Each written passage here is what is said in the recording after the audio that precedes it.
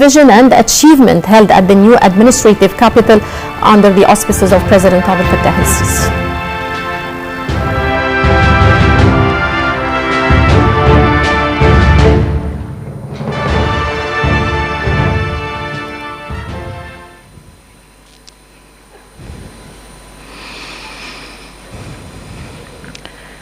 بسم الله الرحمن الرحيم.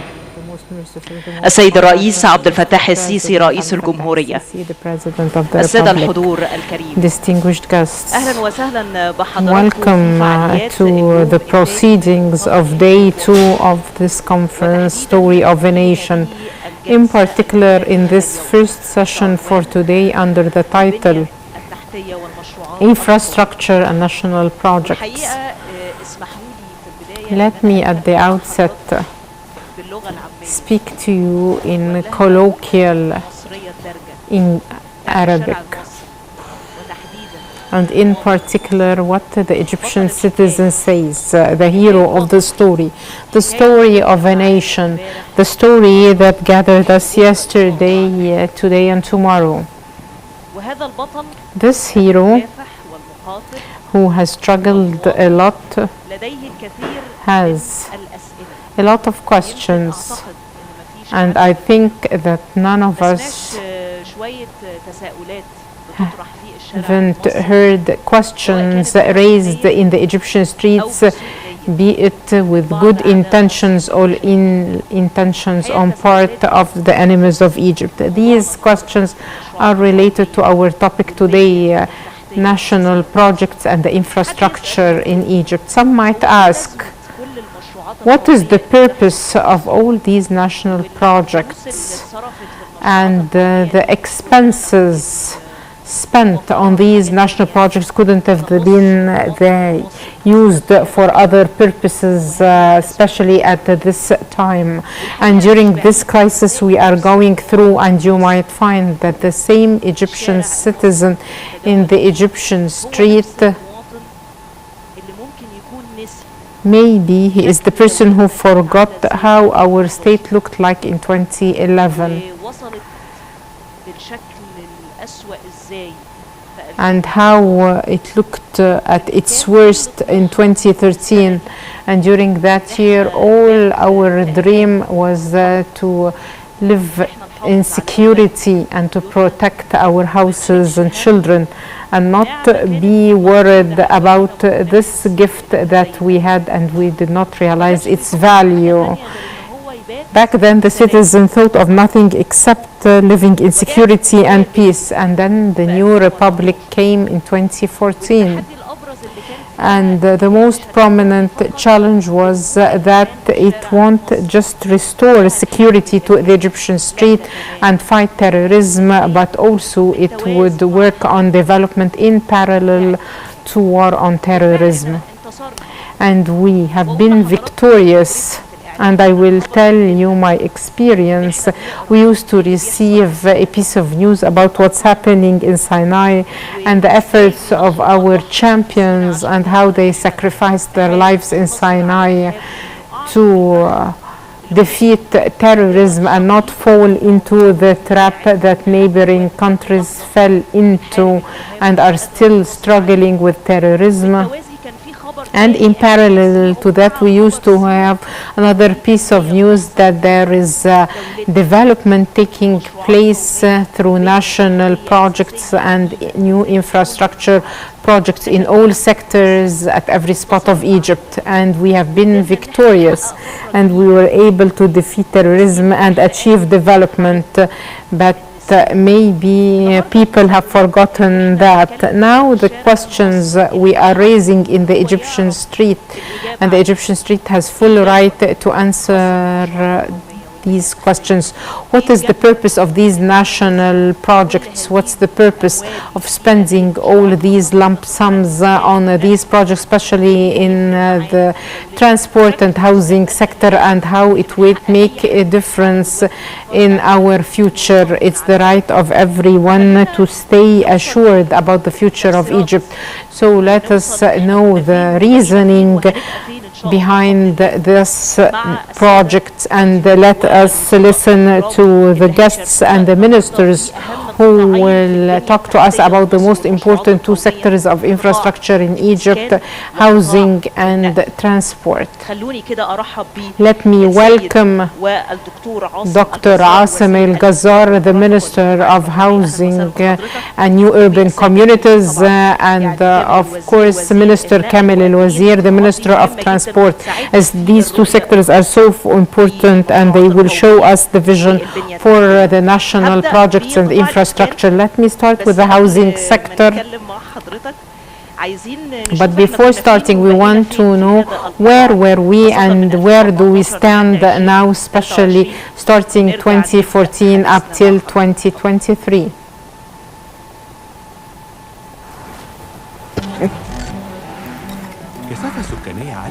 An overpopulation that lives over 7% of the surface area of Egypt in light of an accelerating overpopulation. This means great pressure on the undesigned infrastructure for this density of population. That's why we had the file of informal settlements, and with this was the case between 2014. Providing safe housing for all Egyptians was one of the main objectives of the state, and the challenge was major and difficult.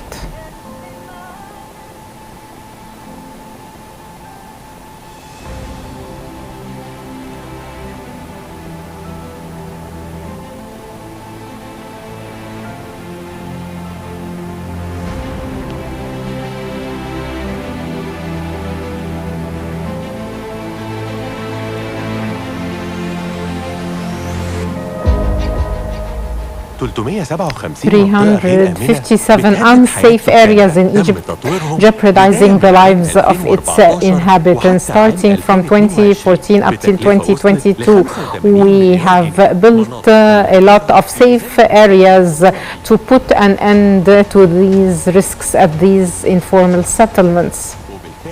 And in fact, the state was able to develop 97% of the developed areas, and 90% of the areas that cannot be developed were demolished. And 60 unplanned areas were developed to serve 460,000 families with a cost of 318 billion Egyptian pounds. And 1.2 million housing units were constructed with a cost of 540 billion Egyptian pounds. The total number of beneficiaries from these housing projects are 4.2 million up till the year 2022, and the number of beneficiaries from the middle income housing units, 1.5 million beneficiaries. This time we are constructing them thinking of sustainability only.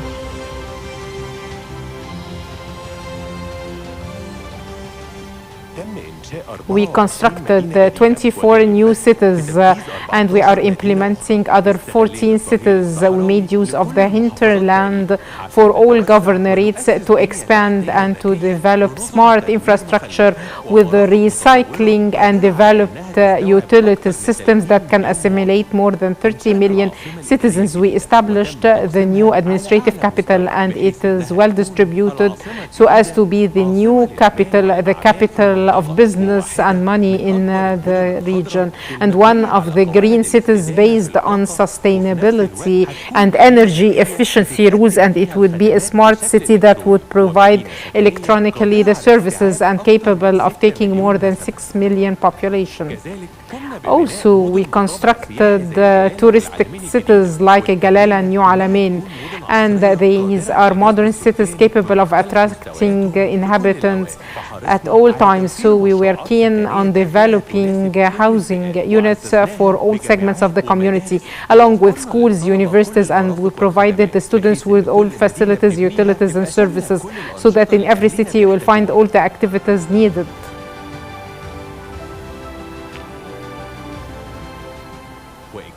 In total, the cost of these urbanization projects reached 2,050 billion pounds.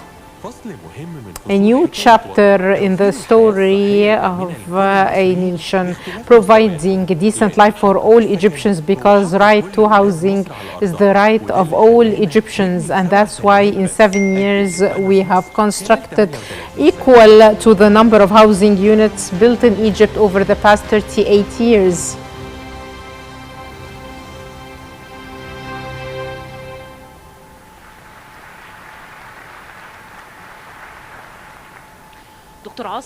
Dr. Asim, we have a big challenge, overpopulation, and unfortunately this challenge does not come to an end. It's a continuous challenge.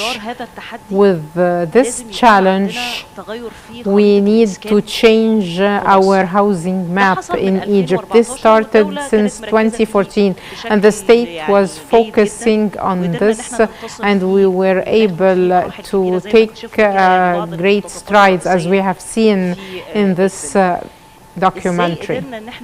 How were we able to extend over these years to overcome this challenge of overpopulation, and how are we capable of going on confronting it in all aspects of this national strategic plan?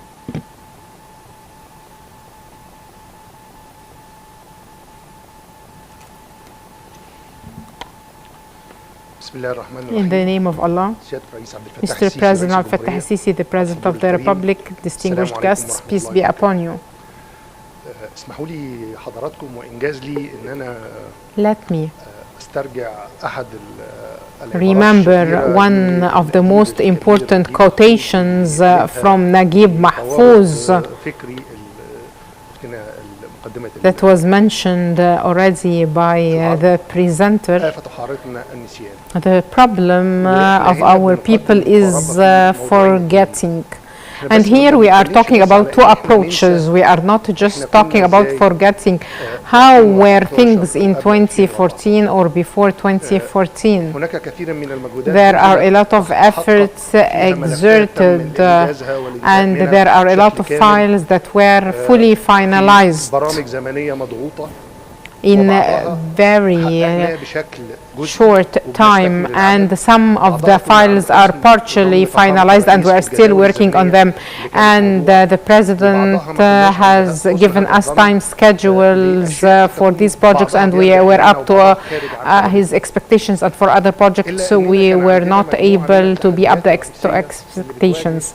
We had a number of challenges facing this file of urbanization and urban development.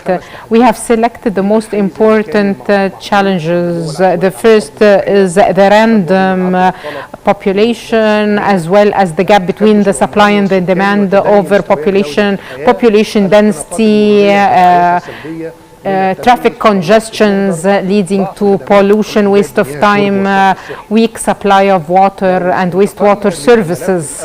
If we move on to the first challenge, as the Prime Minister said in the presentation yesterday, that there were a lot of plans and maps, and this is the plan of development and urbanization developed since 1985 up till 1987, and we're living on 2.5% of the total surface of Egypt, and urbanization in Egypt was 35%, and the development plan was targeting to reach 14% of the surface area.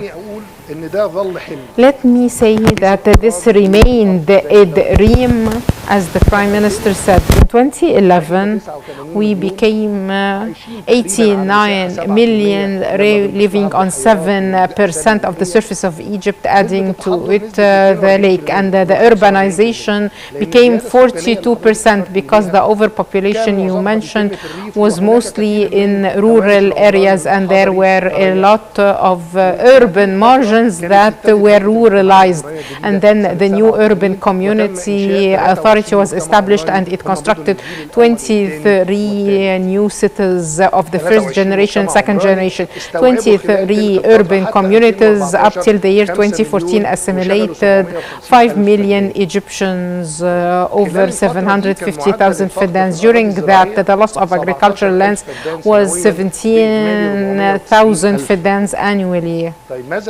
What if this went on after 2014? Then we would have lost extra 150,000 Fidans.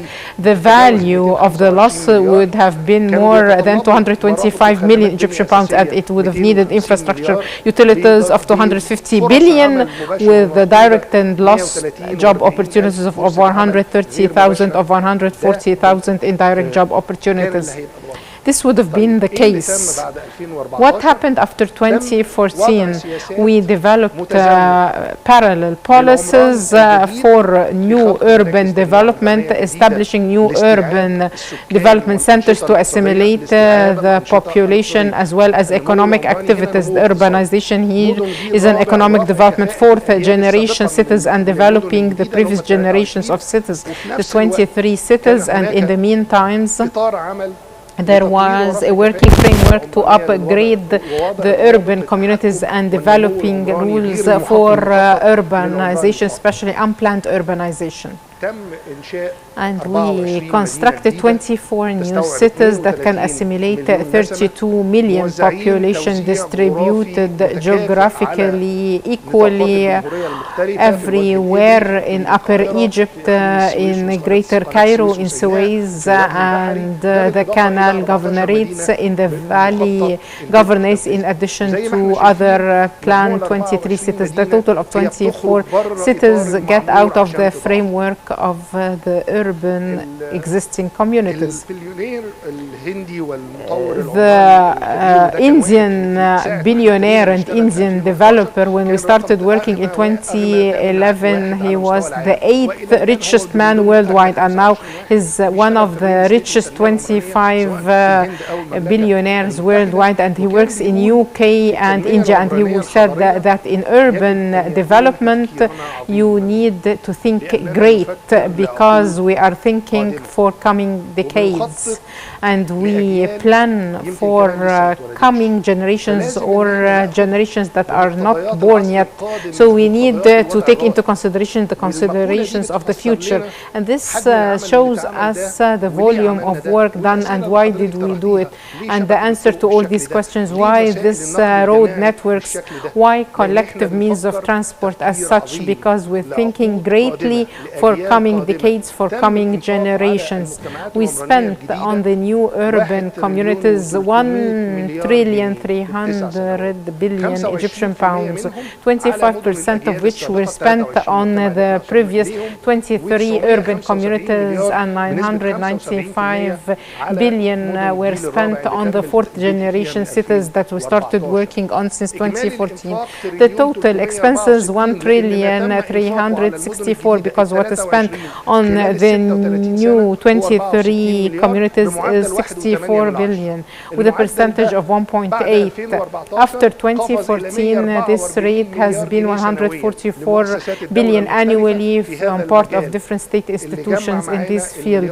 Thus, this led to 1,364 billion pounds over 9 years.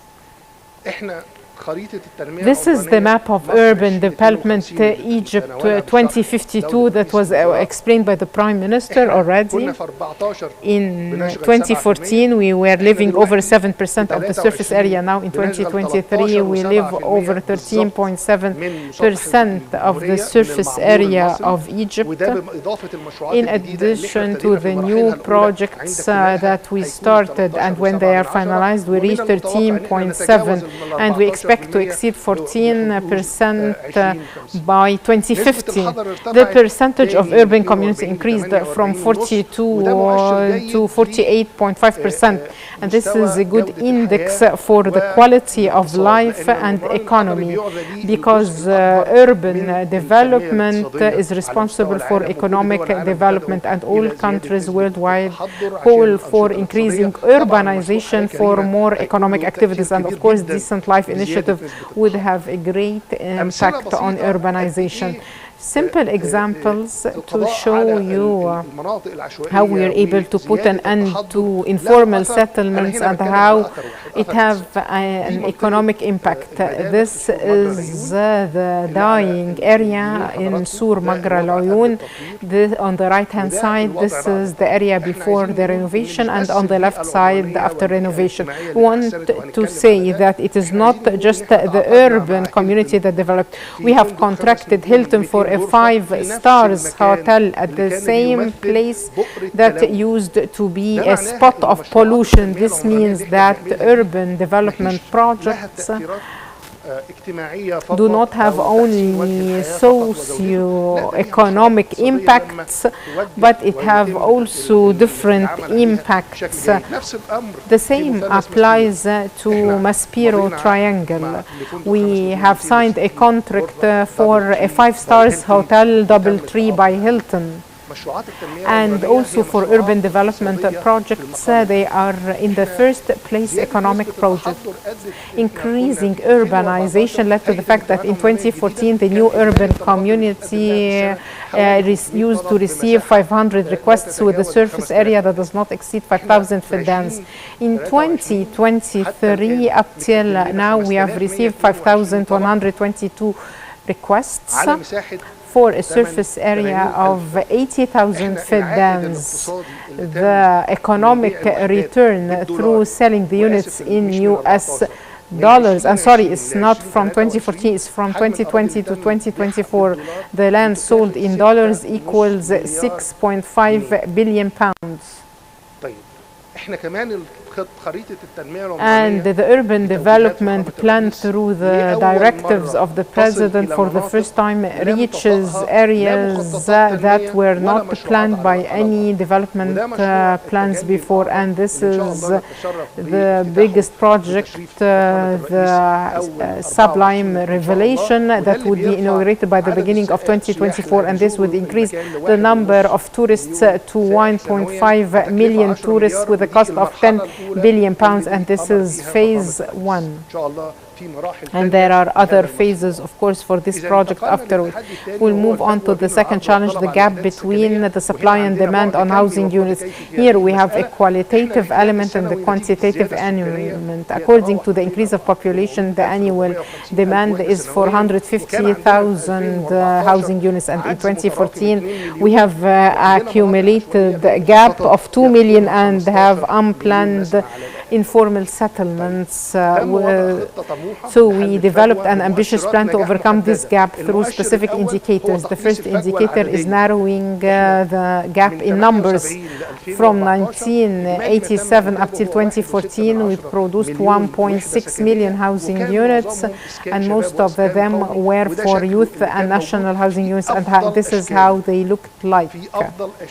At its best, 45,000 housing units annually, this was the rate.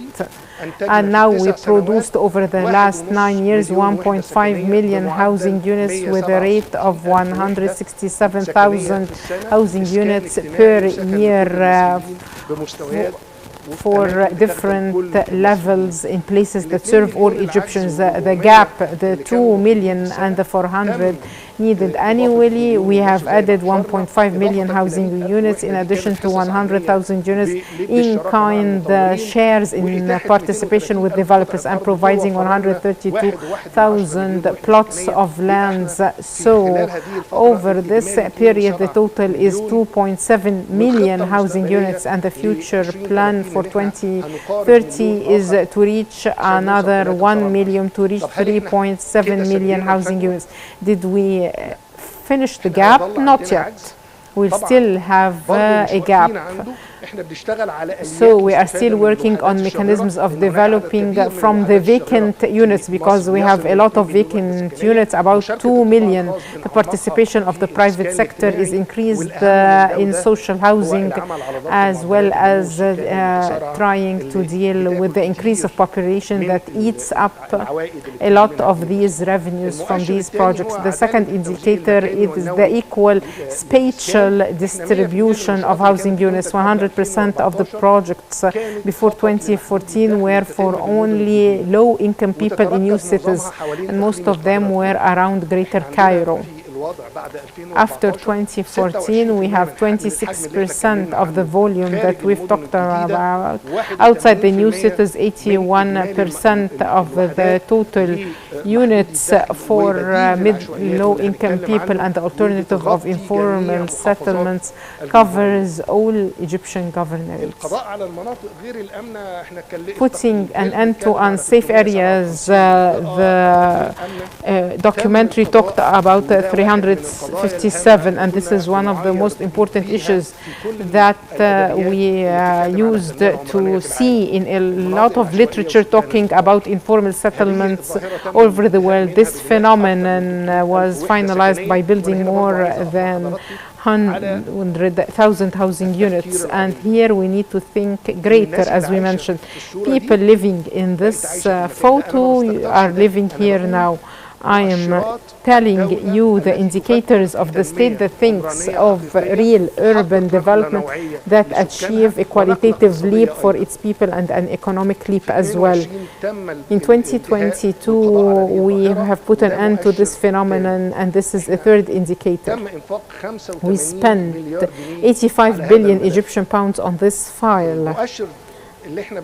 And this indicator we're talking about is the full support for these areas.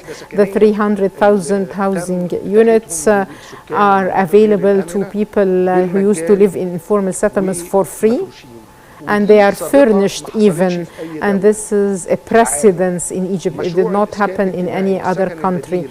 The social housing project is one of the projects that the UN is proud of now, and it received the highest award in 2022 in the UN Habitat for projects targeting population and sustainability.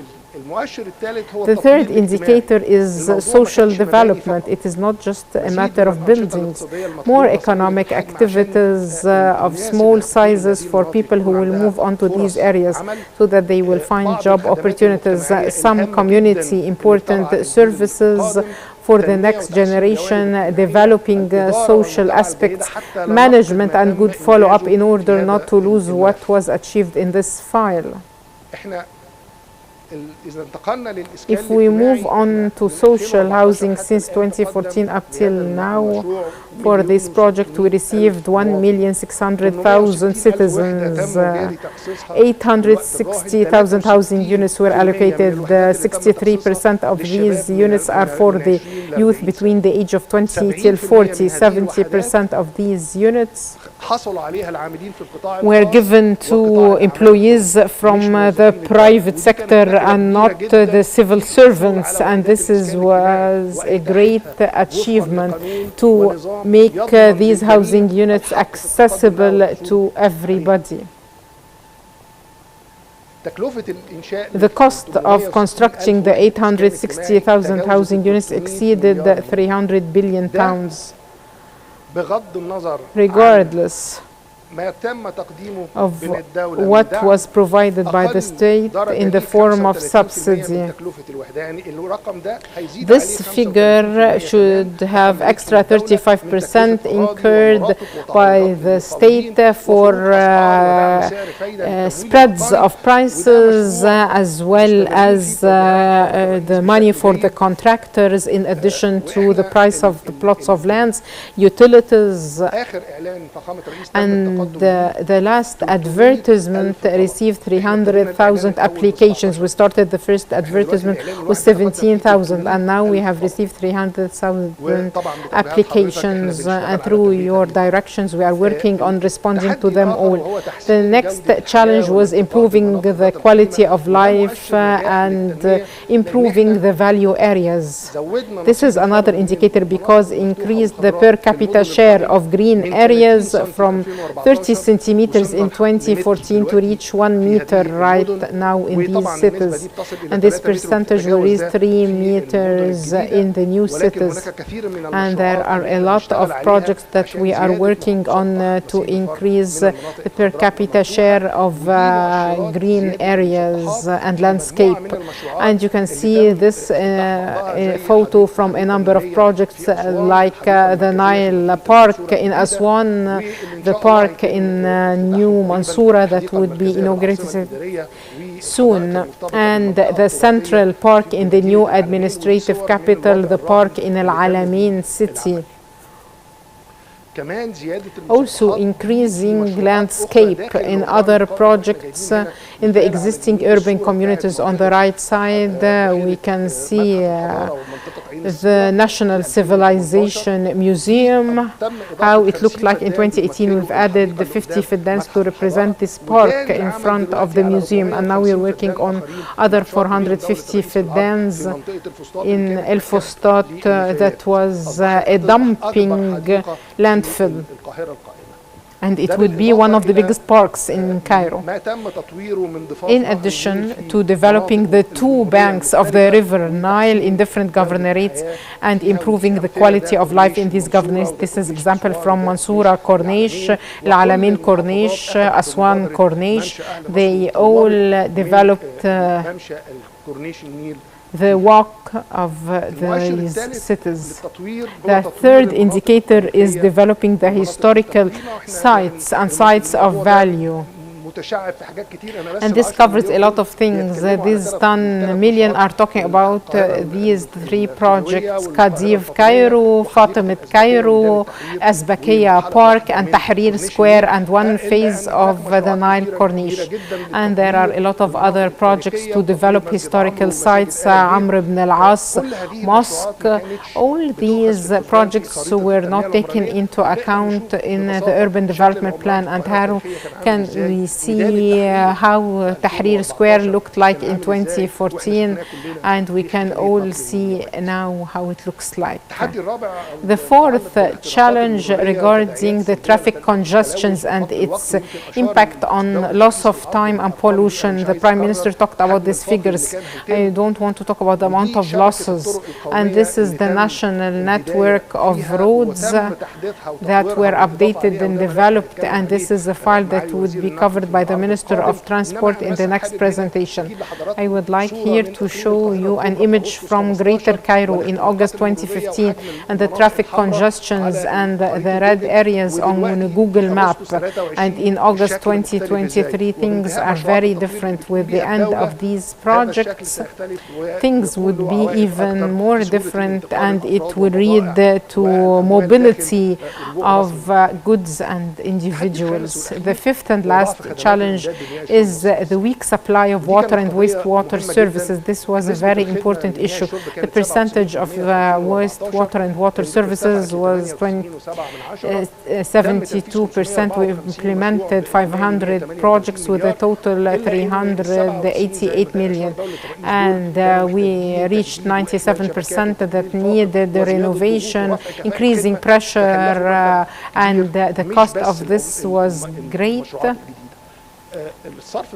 In addition to the new projects for wastewater, the service percentage was 50%. It increased to be 67%, and in rural areas it was only 12%.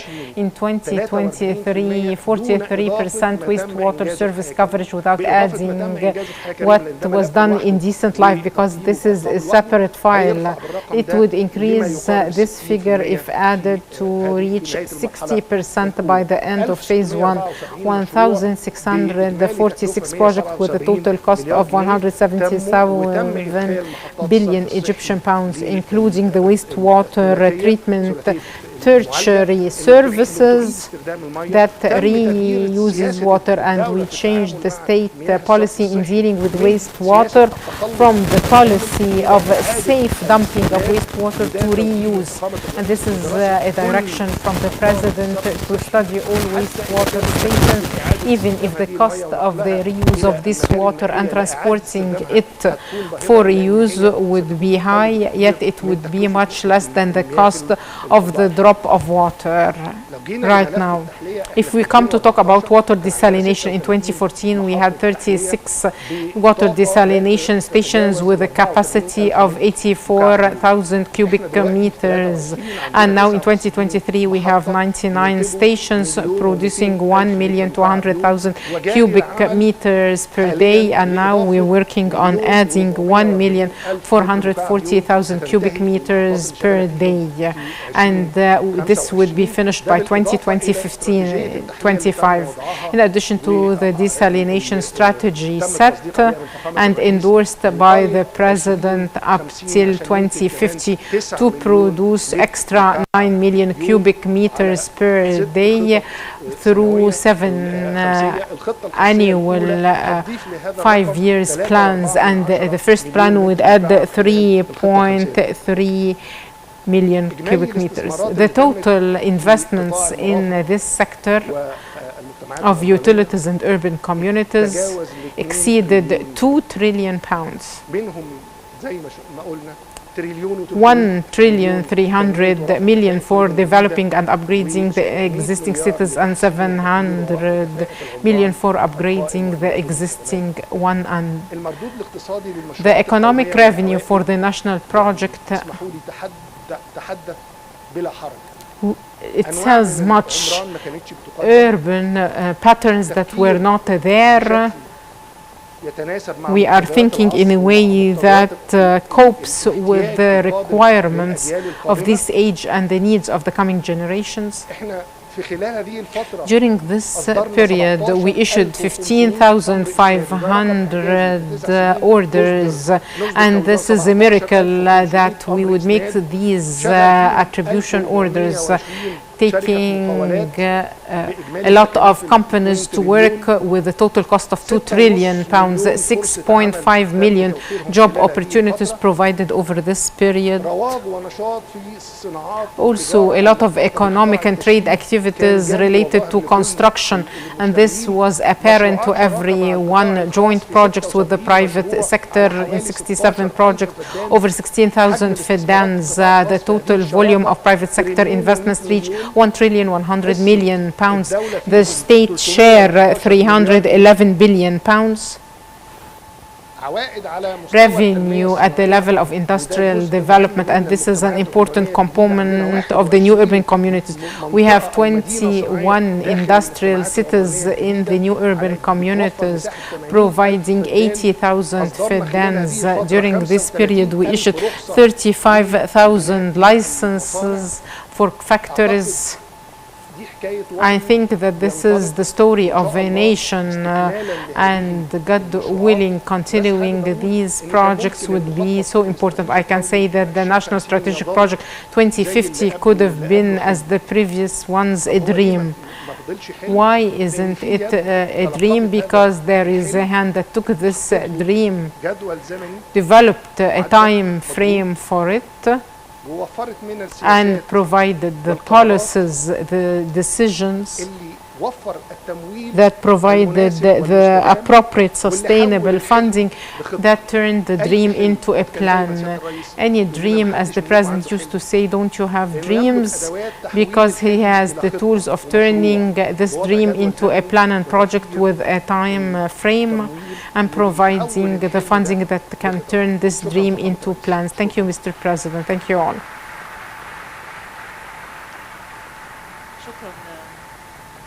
شكرا معالي الوزير. Thank you, Mr. Minister. سيادة الفريق كامل الوزير Minister Kamil al-Wazir, the Minister of Transport. I don't know from where should I start, because yesterday the President himself prayed for you. الوقت القياسي The record time الطفرة الكبيرة in which we achieved this stride in this sector, transport, was great. We had a very weak infrastructure, and any Egyptian citizen can remember well how this sector looked like before, especially railways, and what happened with the railways in this record time. We will watch just a documentary first, and then we can listen to your presentation.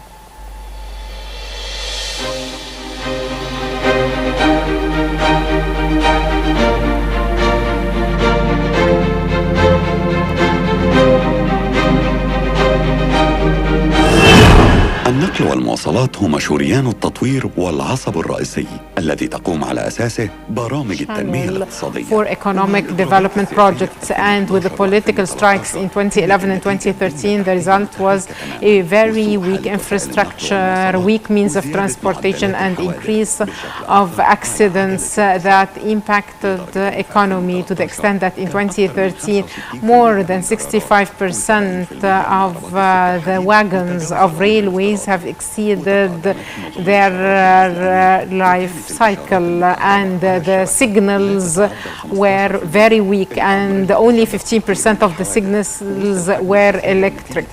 And due to the congestion of roads, the losses were about $8 billion annually because of consumption of diesel.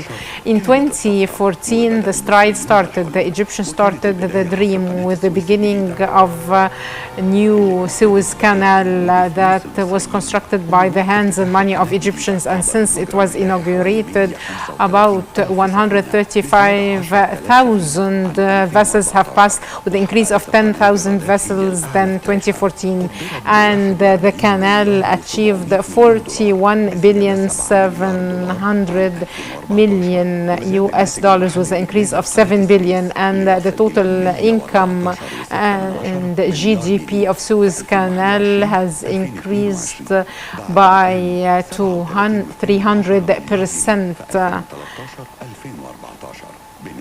with an increase of 300%.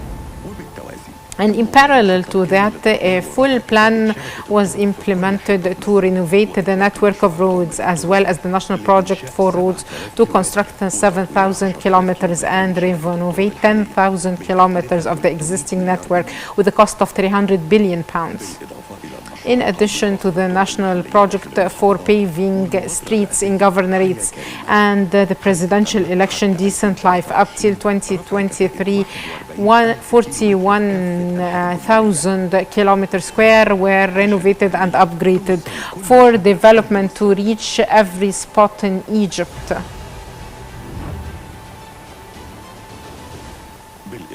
In addition to increasing the number of bridges from 1,500 in 2014 to be 2,435 in 2023, with an increase of 65%, and this made Egypt rank high and move 90 ranks to be the 28th of the ranking of safety of roads, after it was the 118th 2014. The rate of implementation was 1,200 kilometers annually, and the total investments in this field reached 184.2 billion pounds in 2021-2022, from 16.3 billion in 2013-2014. And we did not suffice by roads. We developed the subway, since it is one of the most important means of transportation, because it is the least costly and it reduces the traffic through taking 4.5 million passengers on a daily basis. The state implemented a number of projects with a cost of 640 billion Egyptian pounds. And the ministry has implemented the LRT. It has two directions, one towards the new administrative capital and the other towards the 10th of Ramadan.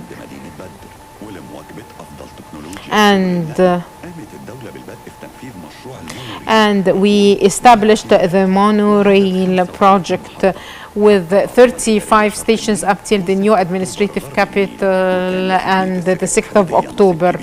And the state has tried to upgrade means of transport with a cost 260 billion Egyptian pounds, and the result was increasing the annual revenues, as these revenues have increased between 2016 and 2022 with a percentage more. The number of passengers annually increased to 340,000 passengers. And to create real development, we made use of this and developed most of the state ports. between 2014 up till 2024, and it covered the development of ports and new platforms with a total of 63 kilometers with the objective of reaching 100 kilometers. And they were able to take about 20 million tons and 25 million containers instead of 11 million. And over this period, through establishing this and achieving a lot of logistical hubs to turn Egypt into a hub for international trade.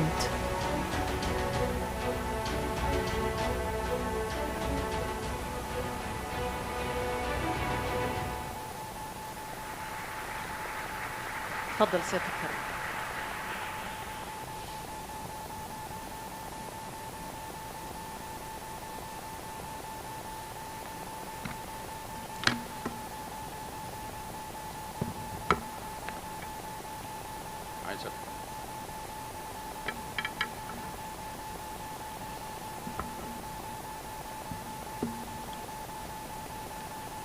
بسم الله الرحمن الرحيم.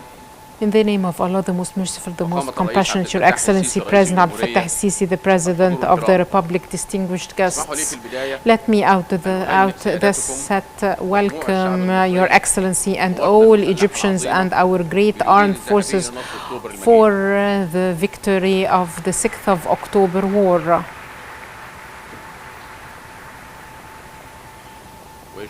And I'm honored today to present to Your Excellency and the great people of Egypt the prominent achievements of the state in the sectors of transport over 9 years, starting 2014 up till 2023, in light of Your Excellency's vision to build the new republic. We developed a plan to develop and upgrade the transport system in all sectors, be it roads, bridges, or railways, or subways, seaports, land ports, logistical sites, marine transportation, and we have allocated 2 trillion pounds between June 2014 up till July 2024, and it's expected to reach 3 trillion Egyptian pounds in 2030. Let me present in brief the status in 2014 and what is achieved up till now, 2023, and the target in 2030 in all the transport sectors. First, the railways.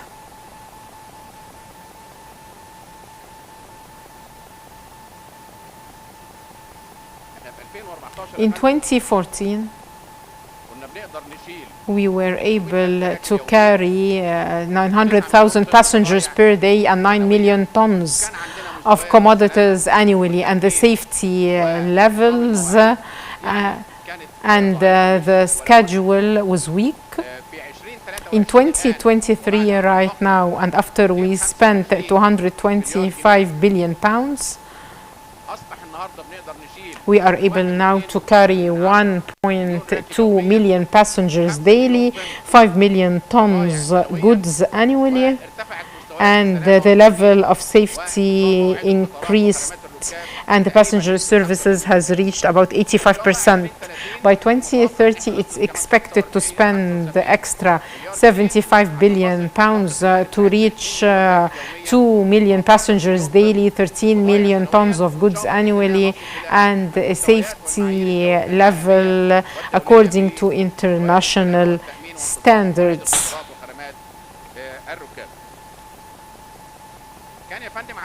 We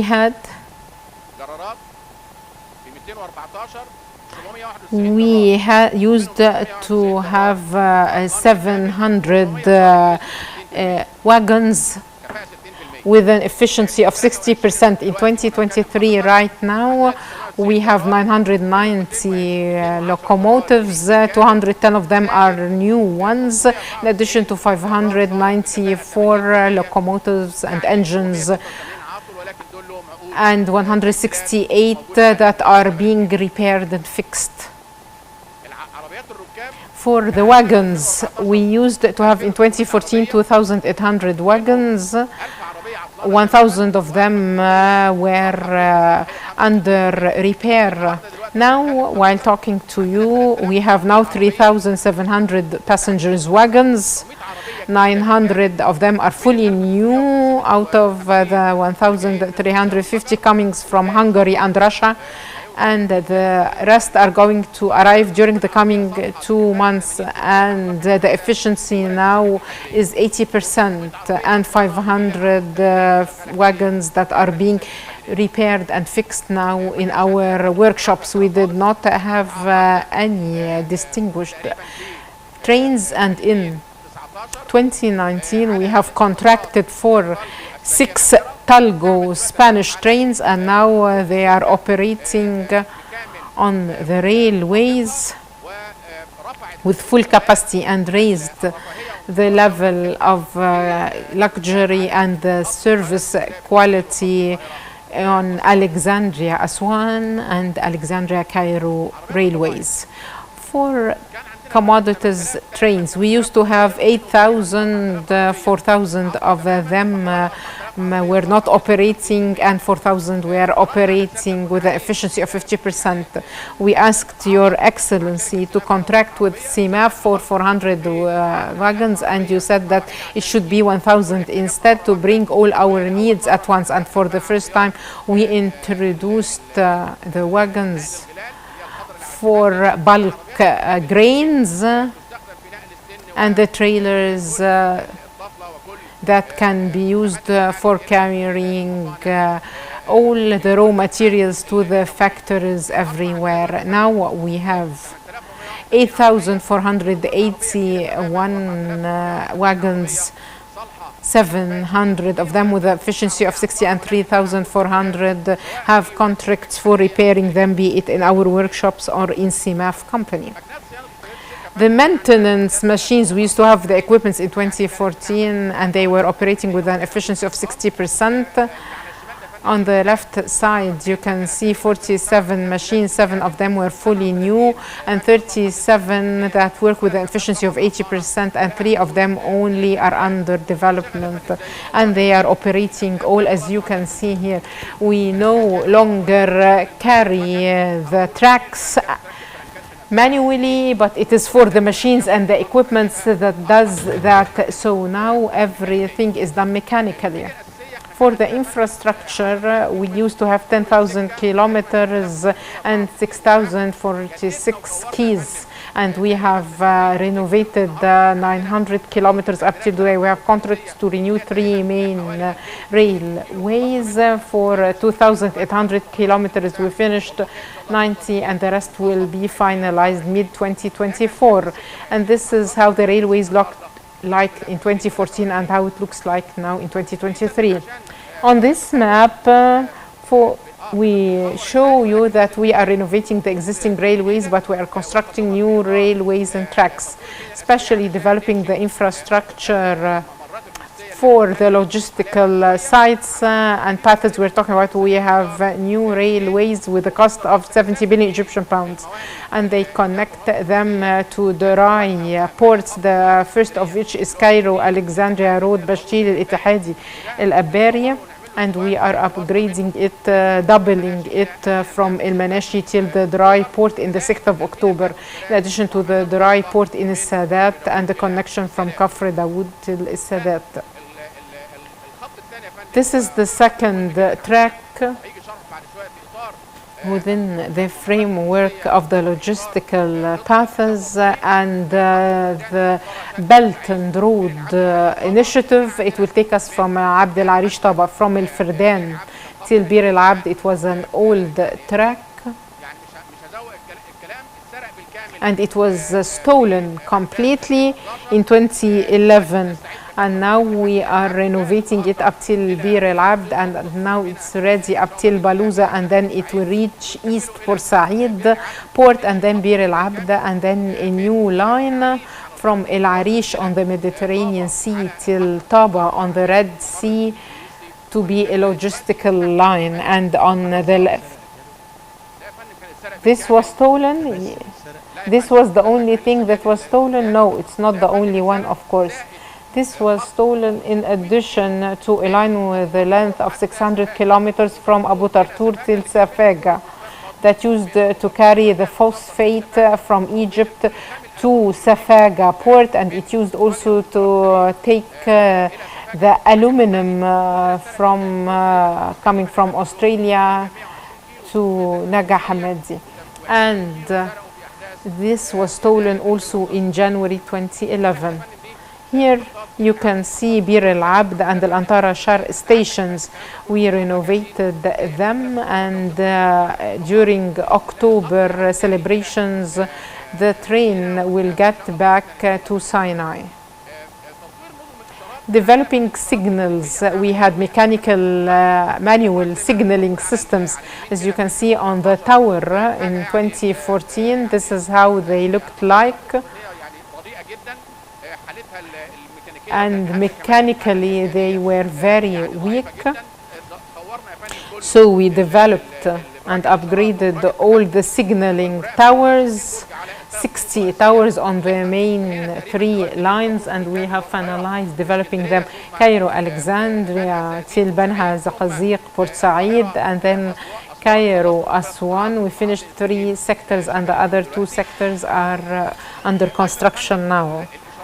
All signals were mechanical, but now we have turned them all in 2023 to be electric light signals. And also inside the tower we used to have these keys that were moved manually, and that's why they used to have a lot of accidents. But now everything is electronically controlled through the surveillance towers, and also we developed a lot of passing points, and now the crossing points are now all electric. The new stations, we renovated 264 stations, and the others are under renovation now, be it in the framework of Decent Life Initiative or the development of the rest of the railways utilities. This was Cairo Station in 2014, and this is how it looks like in 2023. And this is Alexandria Station. This is Damanhur Station, how it looked like in 2014, and how it looks like now. And all the stations now have automatic gates, and there is good governance and control over these gates. These is our biggest station, and the biggest station in the Middle East, which is the one in Bashtil. To implement your directive, when I assumed this post as the Minister of Transport, you told me to find a solution to the problem of congestion in Ramses Square, and this station, when the population of Egypt was 4 million, and now we are 100 million.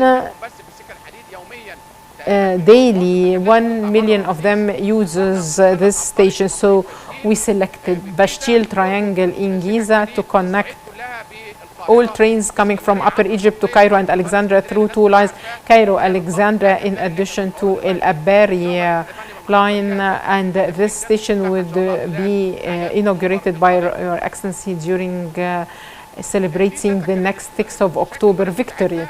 This is how our workshops used to look like. These were primitive machines in primitive stations. Now we have workshops that have overhead cranes, very top-notch machines and equipments, and we constructed 5 new workshops so that there would be a workshop for each type of train, be it an engine, locomotive, a wagon. And for the human element, it's priceless. In everything we talked about, we depend on money to buy it, but human resources are priceless. So through your directives, We developed a plan on 3 main pillars. The first is taking new elements from the faculties of engineers and to train them, and you can see in this image how they were tested at the military academy, and they work in the road authority, the maritime authority, and we used to have a gap in number of engines, but we now have enough engines. We take also graduates from engineering institutes and technical institutes so that they can be well trained to be technicians who can operate these trains. The other pillar is that we had an industrial school in Wardan in cooperation with the Ministry of Higher Education, and I thank them for their help. We turned it into a higher institute for transport. 2+2, for 2 years you can become a technician, for 4 years you can become a technological technician in the railways, and this would be the nucleus for the transport university and academy we are implementing now with the Ministry of Higher Education. The third pillar is the existing staff.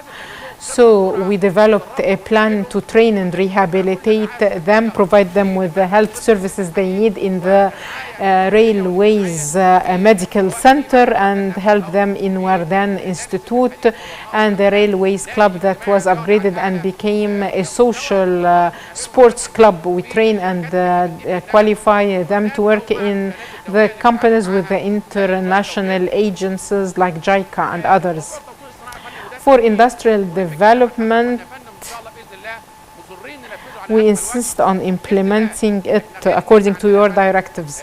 Besides having a fertilizers factory working in all the mobile units and now collects the trains coming from Korea, it assembles them and it manufactures power vehicles and commodity vehicles.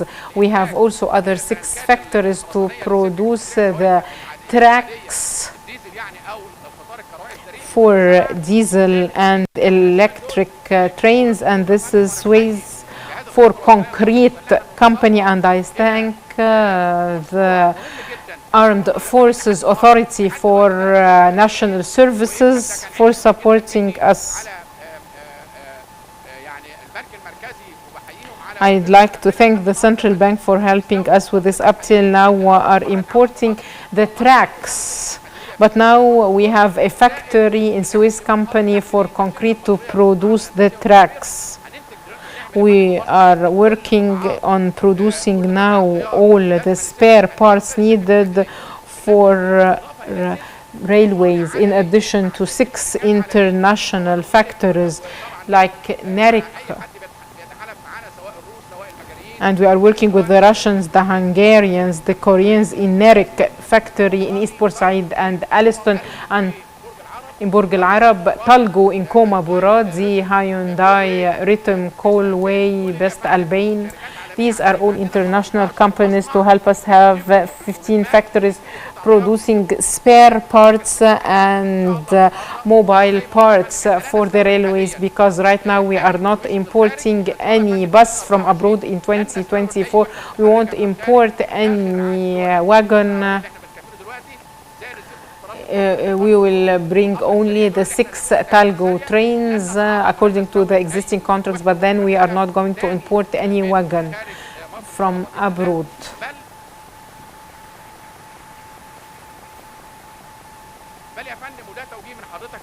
And according to your directives, most of this production will be for exports. And today I was talking to the Minister of Planning about NERIC company, telling them that I'm contracting now for 500 wagons. I do not need them. I'm just trying to give you an opportunity to manufacture and to have real industry. And now we are signing contracts for the 500 wagons, and tomorrow when I get a contract, we're talking to Algeria, Tunisia and Arab countries to manufacture and export these wagons to them. So we won't import any other wagons starting 2024. The other field is subways. In 2014, we used to have only 2 subway lines, and the first phase of line 3 for 80 kilometers, this was taking 2.5 million passengers. We spent 1 trillion 100 billion pounds were spent up till 2023. Because we are here constructing tunnels, and now we have 3 subways lines, 2 fully operating and the 3rd operating up till Safa Higazi station in Zamalek. And the 3rd phase was examined without passengers, and it is waiting for your order to inaugurate it to carry passengers during the 6th of October ceremony. And the monorail of East Nile, as I promised you, next November. On the 5th of November in the transport exhibition, we will experimentally try it and try this train on the 5th of November 2023, and Your Excellency will see it in El-Manara exhibition area.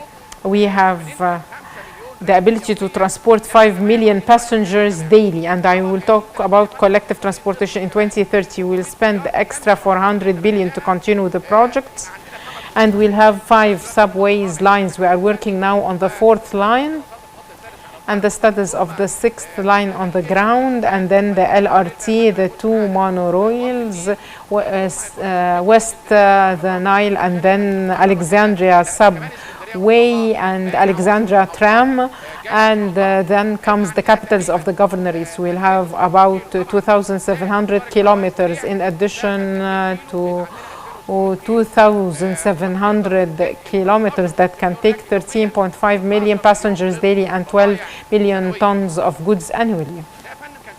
This is how the first and the second lines looked like in 2014. In 2023, we upgraded its parts, and we supplied 260 new trains for line 1 and 2, and we rehabilitated 235 trains. We do not throw the trains away. We keep renovating and upgrading the trains.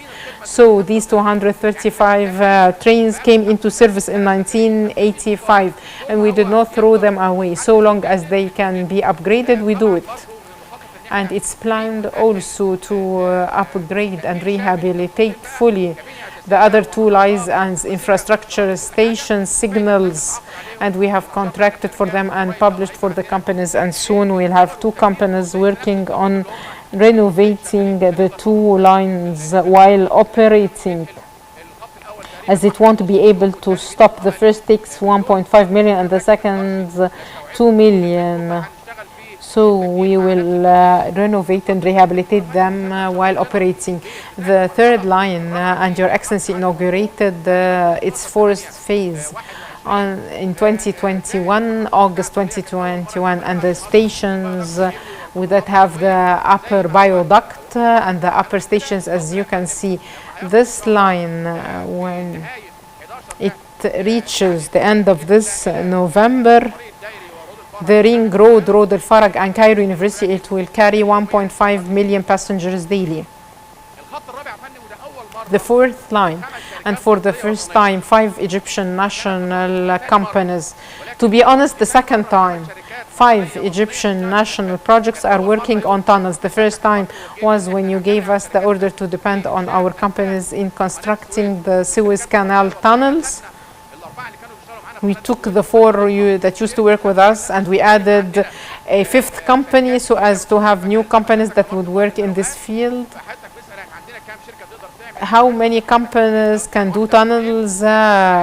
You said I want to have 4 or 5 or 10. Now we have 5 national companies working on the 4th line of the subways through funding from JICA, and the stations in the Egyptian museum area would be ready, and it will reach الرحاب التجمع, and from Rehab till the new administrative capital to connect the 6th of October to the east, the new administrative capital. The workshops we used to have small workshops in addition to the machines and equipments. On the left side are the workshops we are constructing now. On the third line, the LRT, and the fourth line, as you can see here in 2023, is Salam workshop that you inaugurated in August 2021 for the RTL. This is the most suitable collective means of transport. It connects Cairo, Nasr City, to all the new urban communities, to the new administrative capital, and it is operating now, and it will go to the south to the Central Strategic Administration El-Alamein, and south Al-Sukhna, and to the north the 10th of Ramadan, the heart of the 10th of Ramadan, because this line now is operating with 60% of its capacity. And when we reach the heart of the 10th of Ramadan and serve it and reach the international sports city, we've implemented with the Egyptian national companies all the bridges, and we are cooperating with Chinese Exim Bank. And we will bring the locomotives and the moving parts. We need the systems, and we have moving parts because in excess, because since day one we intended to reach 100% operation level, and now we have 60 or 70%. We have extra trains that can start operating together if we finalize our systems, and God willing, you would honor us by attending, signing the final contract in China. Next, monorail East and West Nile. In East the Nile, next November we will do experimental trial. The bridges are there, the lines are there, the systems are 90% complete. The stations need some time, but they would be finalized, and then we will experiment with passengers next November, the 5th of November.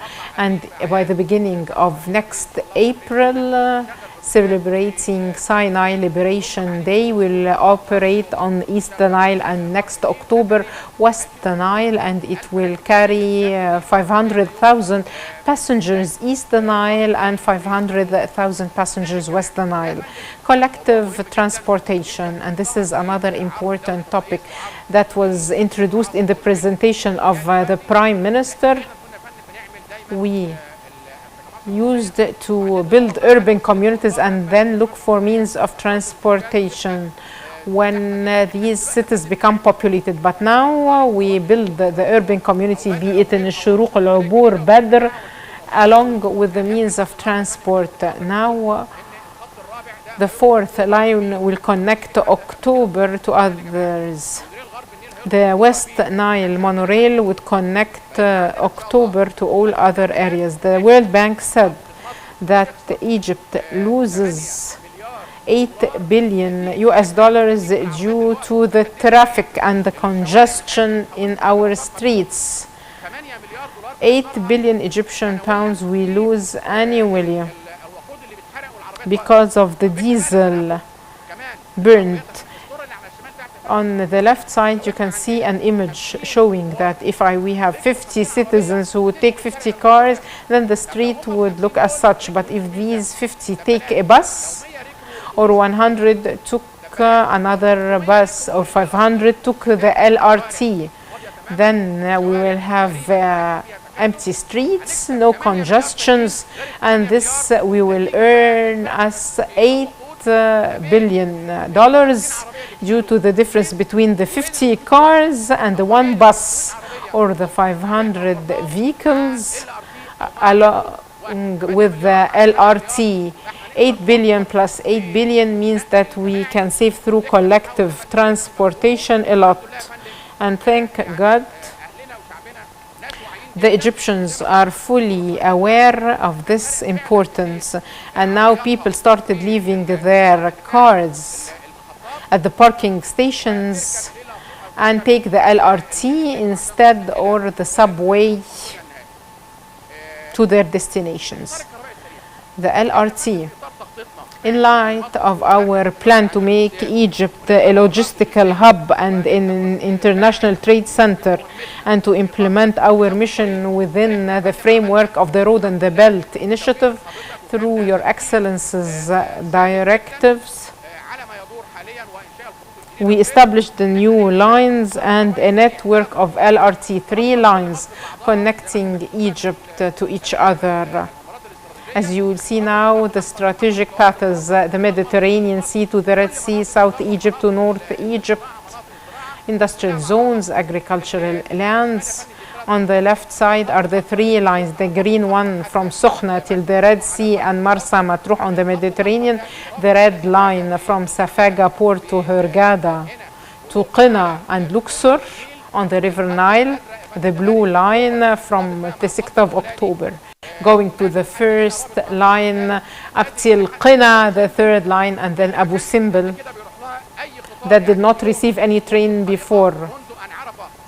Since the humans knew means of transportation, no train went to Abu Simbel, and the tourists used to go to Abu Simbel on plane.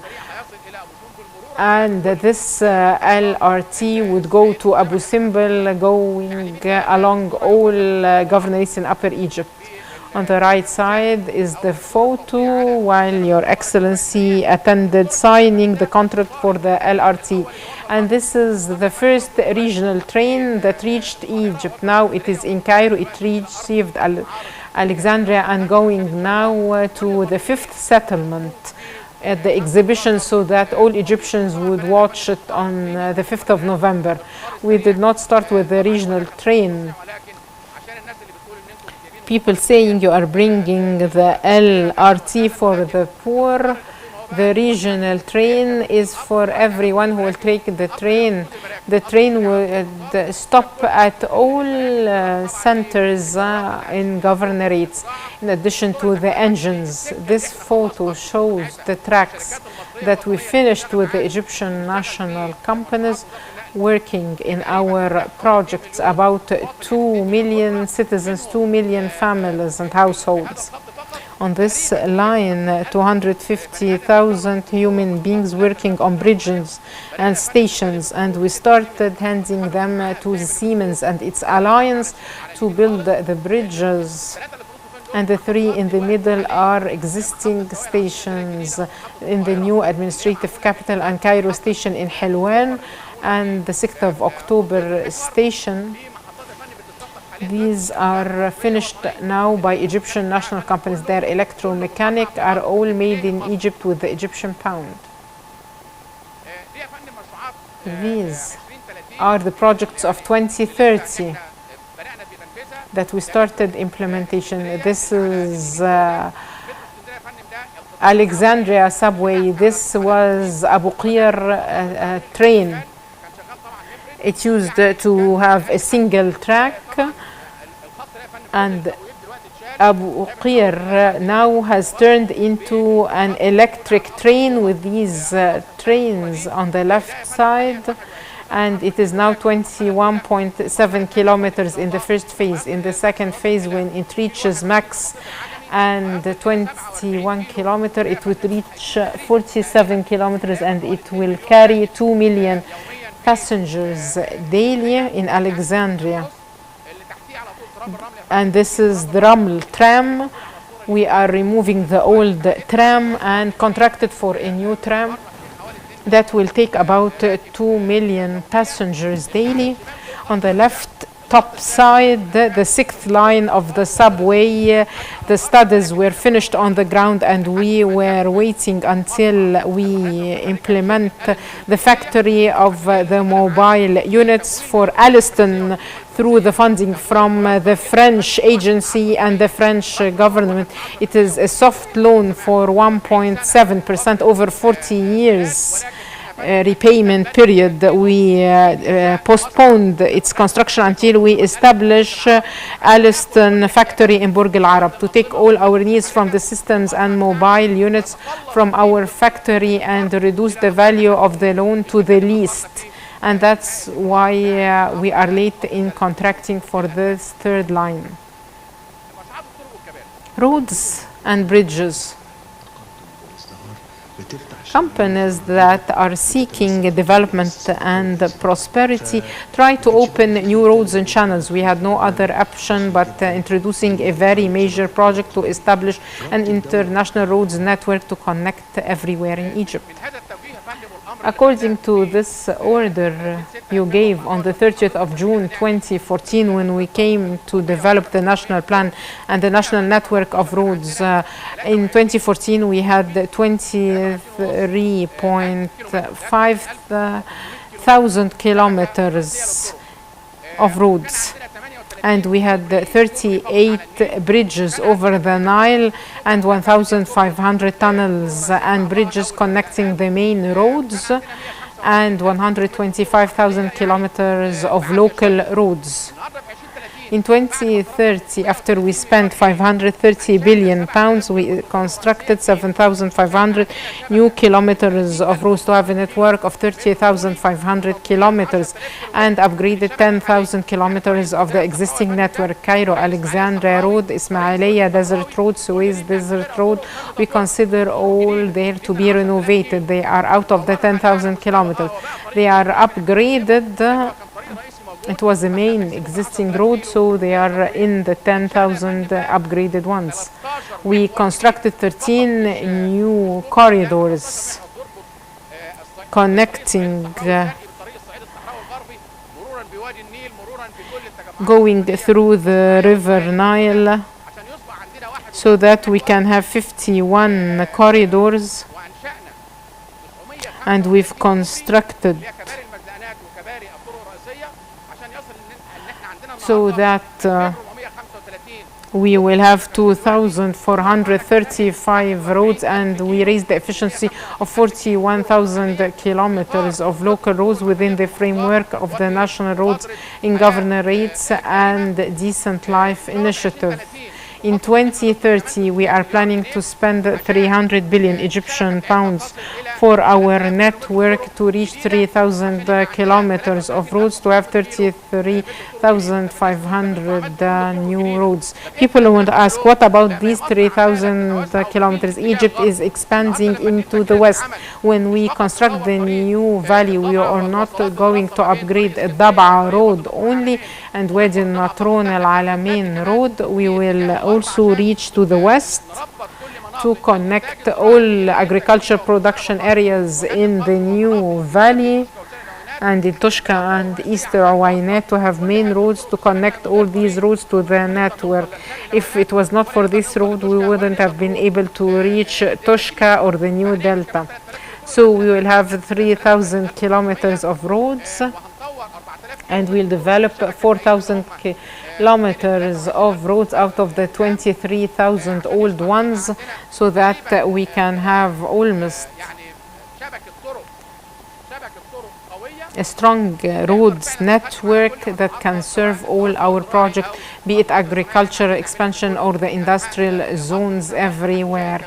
And we will construct also more bridges to connect all main roads, especially to make bridges over crossing points to avoid accidents because of the trains. Now we'll solve the problem.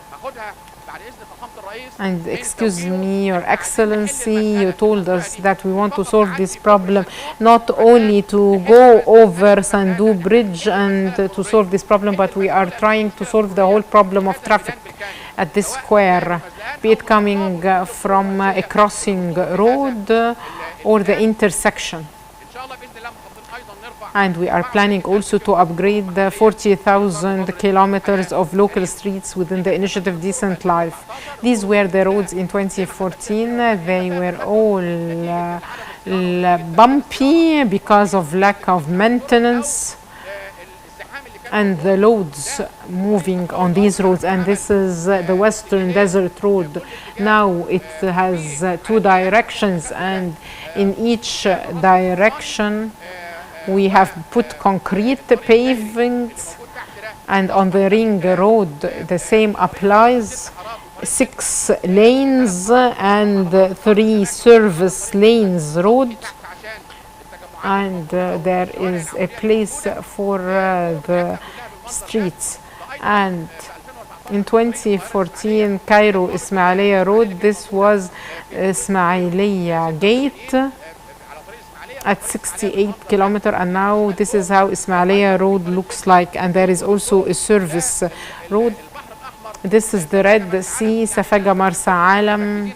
So we are not focusing only on Cairo and the Ring Road, but we are working from Marsa Matruh in the west to Rafah in the east, from Alexandria to the north to Abu Simbel in the south. We have a road from Suez up till Sukhna, Zafarana, Hurghada, Marsa Amal, Bernice until the international borders. We are upgrading them over sections, 4 lanes each direction, and in some sections we have 2 lanes each direction. And we have here an area for any future expansions we might need, the new constructions. People might ask, where are the 7,000 new kilometers? You are talking about Ismailia, Alexandria, and Suez. There is a Galala road that it is fully new. Tanta Santa road, Kafr al-Sheikh Dessouq, Shobra Banha, the regional ring road and the medium ring road, they are all new. Alexandria is Simbelawain, these are all new roads, but I would like to tell you that be it Alexandria and Simbelawain or Kafr al-Sheikh Dessouq, at a certain moment we are talking about agricultural lands to avoid the big blocks on roads. But now we have solutions in coordination with the Ministry of Irrigation to take a sideline and cover it with a book section calibrate or pipelines to double the road and not get into the agricultural lands. I remember that 2 years ago when we came to work in Gamasa, we said we don't want to get into agricultural lands. The biggest size of corridors from the West Nile to the East Nile, the plan was before moving for 100 kilometers, but now we're talking about 25 kilometers. So every 25 kilometers we'll find an opportunity to cross over the Nile from the west to the east, and it is not a bridge. We're not here talking about a bridge, but we're talking about a corridor with a length of 25 kilometers or 24 kilometers.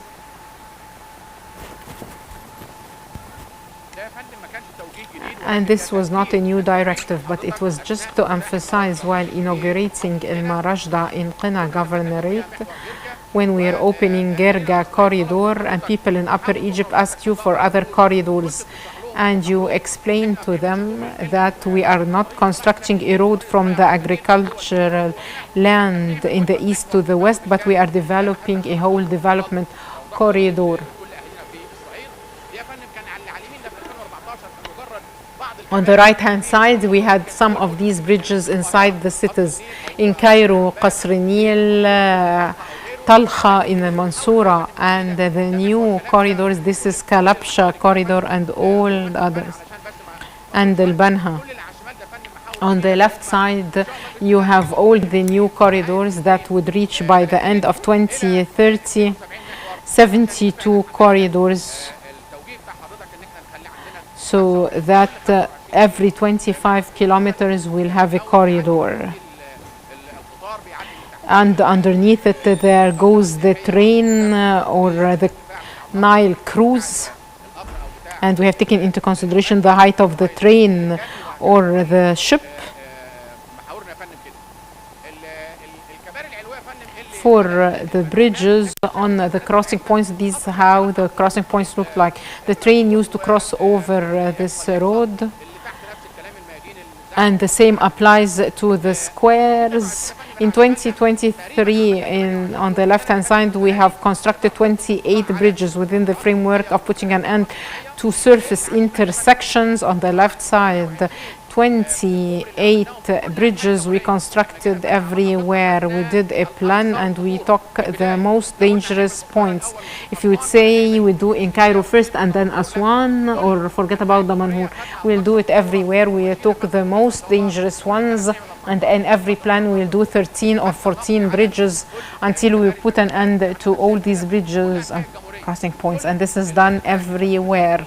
This is Sandub Bridge. As you can see, here is the train underneath, but 5 roads coming from 5 governorates, exactly like all other bridges. And we solved this problem with the intersection of the railways on the main roads. The recent one is Agur Arab al-Raml road, and the Prime Minister in one of his visits saw traffic on Alexandria Desert Road, and Your Excellency gave us the director to upgrade it, going through all the Delta ones. And we developed the existing ones, and we have developed them all, especially on Cairo Alexandria Agricultural Road. We had roads in 2014 on the right side, and we started in light of the plan we developed for the local plans in the governance, and then came the presidential initiative through Decent Life initiative. We started to have all villages in the first phase, and the others that follow, all roads will have paved roads, in addition to the road connecting the village to the village and the village to the center of the governorate. This applies to the Manhoor, Menofeya, and Sohag, and we started using the new pavement methods.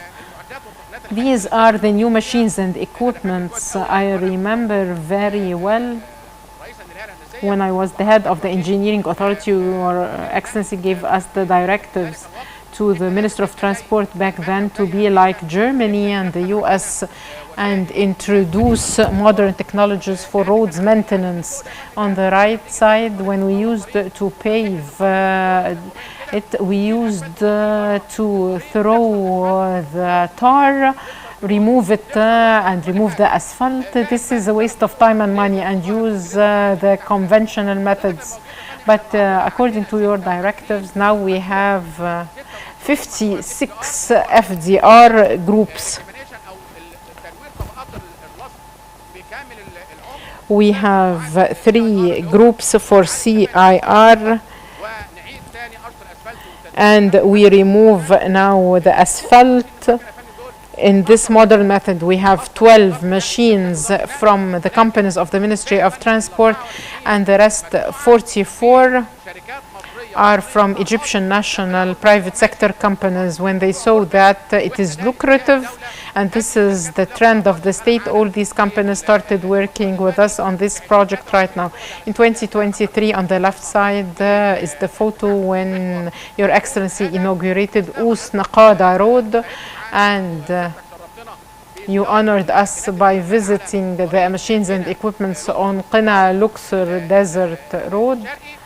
On the east side, on the right side is the CIR, on the left side the CIR that takes the asphalt, scraps it, repaves it, and on the left side recycling of the asphalt layers to strengthen the road and then repave it. Your Excellency here was following up the new technologies and the new machines and equipments that protect environment and our materials and save money.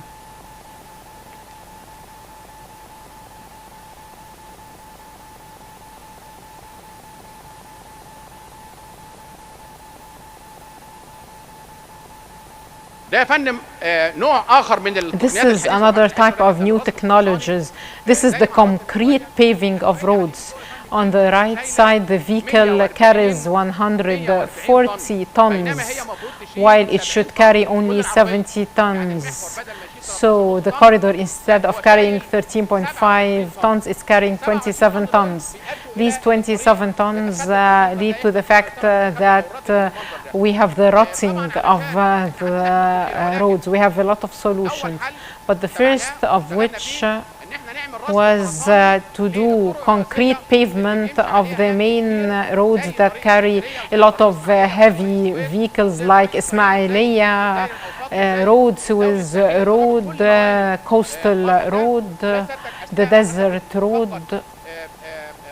And while you were visiting the black sand factory, you saw this group working on the international coastal road, and you checked with them the work. And Your Excellency back then was asking them, the engineers and the workers, about the work that is done, and you asked them also about the salaries. This was on the international coastal road.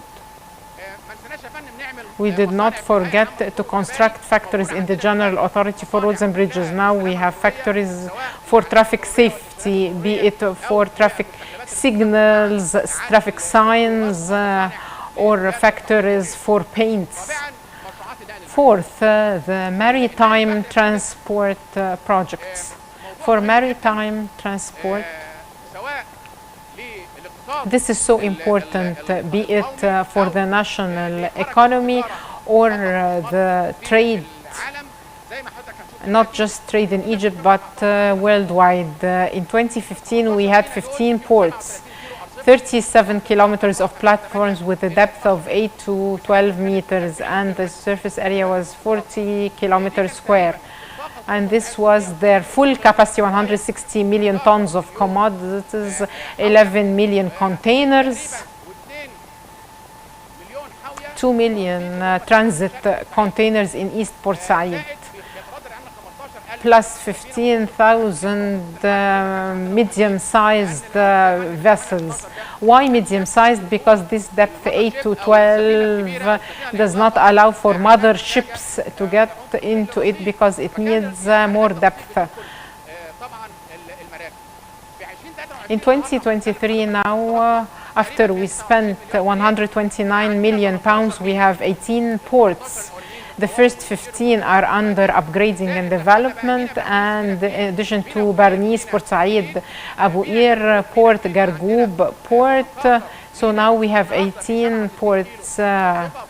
We have 67 kilometers of docks with a space of 57,000 kilometers square, and it can take 25 million containers, 4.5 million transit containers, 2 million passengers.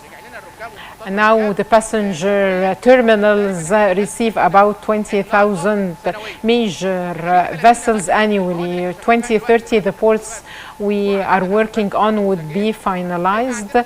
We will have 18 ports with 100 kilometers of docks, from 18 to 22 meters depth.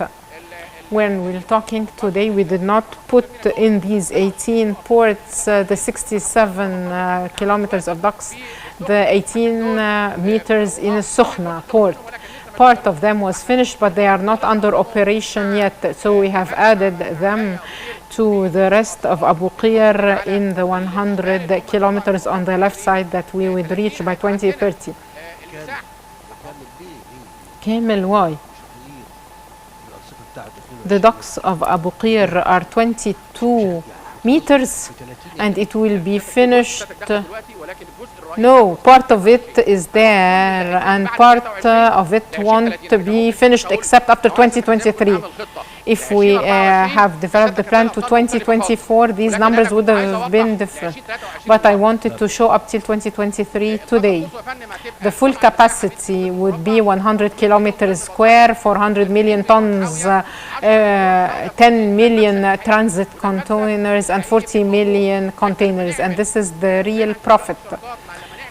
when we have big ports and big partnerships, we receive the transit containers that equals the income of tourism in Egypt, in addition to 30,000 major vessels annually. This is how the docks used to look like. We have received over the past 9 years 1.5 billion tons of commodities and 60 million containers. For the construction equipments, we used to depend on foreign companies to come construct the platforms and ports for us, but now we are using the most modern technologies in constructing the docks, be it in sea ports or all other ports. And now the design life cycle would be 120 years. We have 30 Egyptian national companies working, in addition to 5 Egyptian firms working for the first time in the field of designing and supervising ports. The storage capacity has reached 57 million meters square, and the expansion in the ports would increase, and more spaces would be added to ports like Alexandria Port. The handling machines and equipments in Long Live Egypt Station and Alexandria Station. All ports, because we are talking about big vessels, so of course we need electronic machines and equipments and conveyors, as well as a remote controlled yard, as you have seen in Alexandria Port.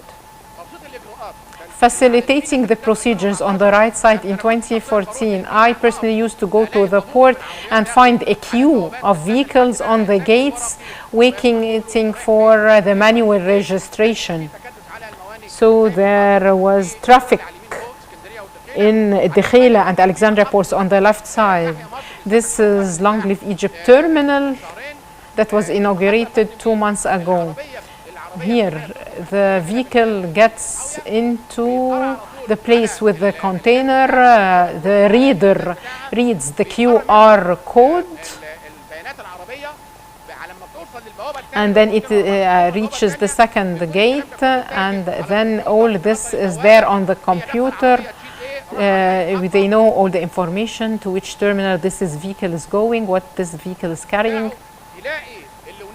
And they find also that everything is electronically connected. The containers would be handled, and this increases the operation capacity in all Egyptian ports. The maritime services, we have increased, of course, all our durations, and we have factories, workshops, and arsenals in the Maritime Industry Authority, or in the Navy or Suez Canal Authority. We have 52 engines that carry 70 tons, and we are targeting to reach 80 by 2023, to reach 80 or 90 tons to serve big vehicles. The Egyptian arsenal started to deplete.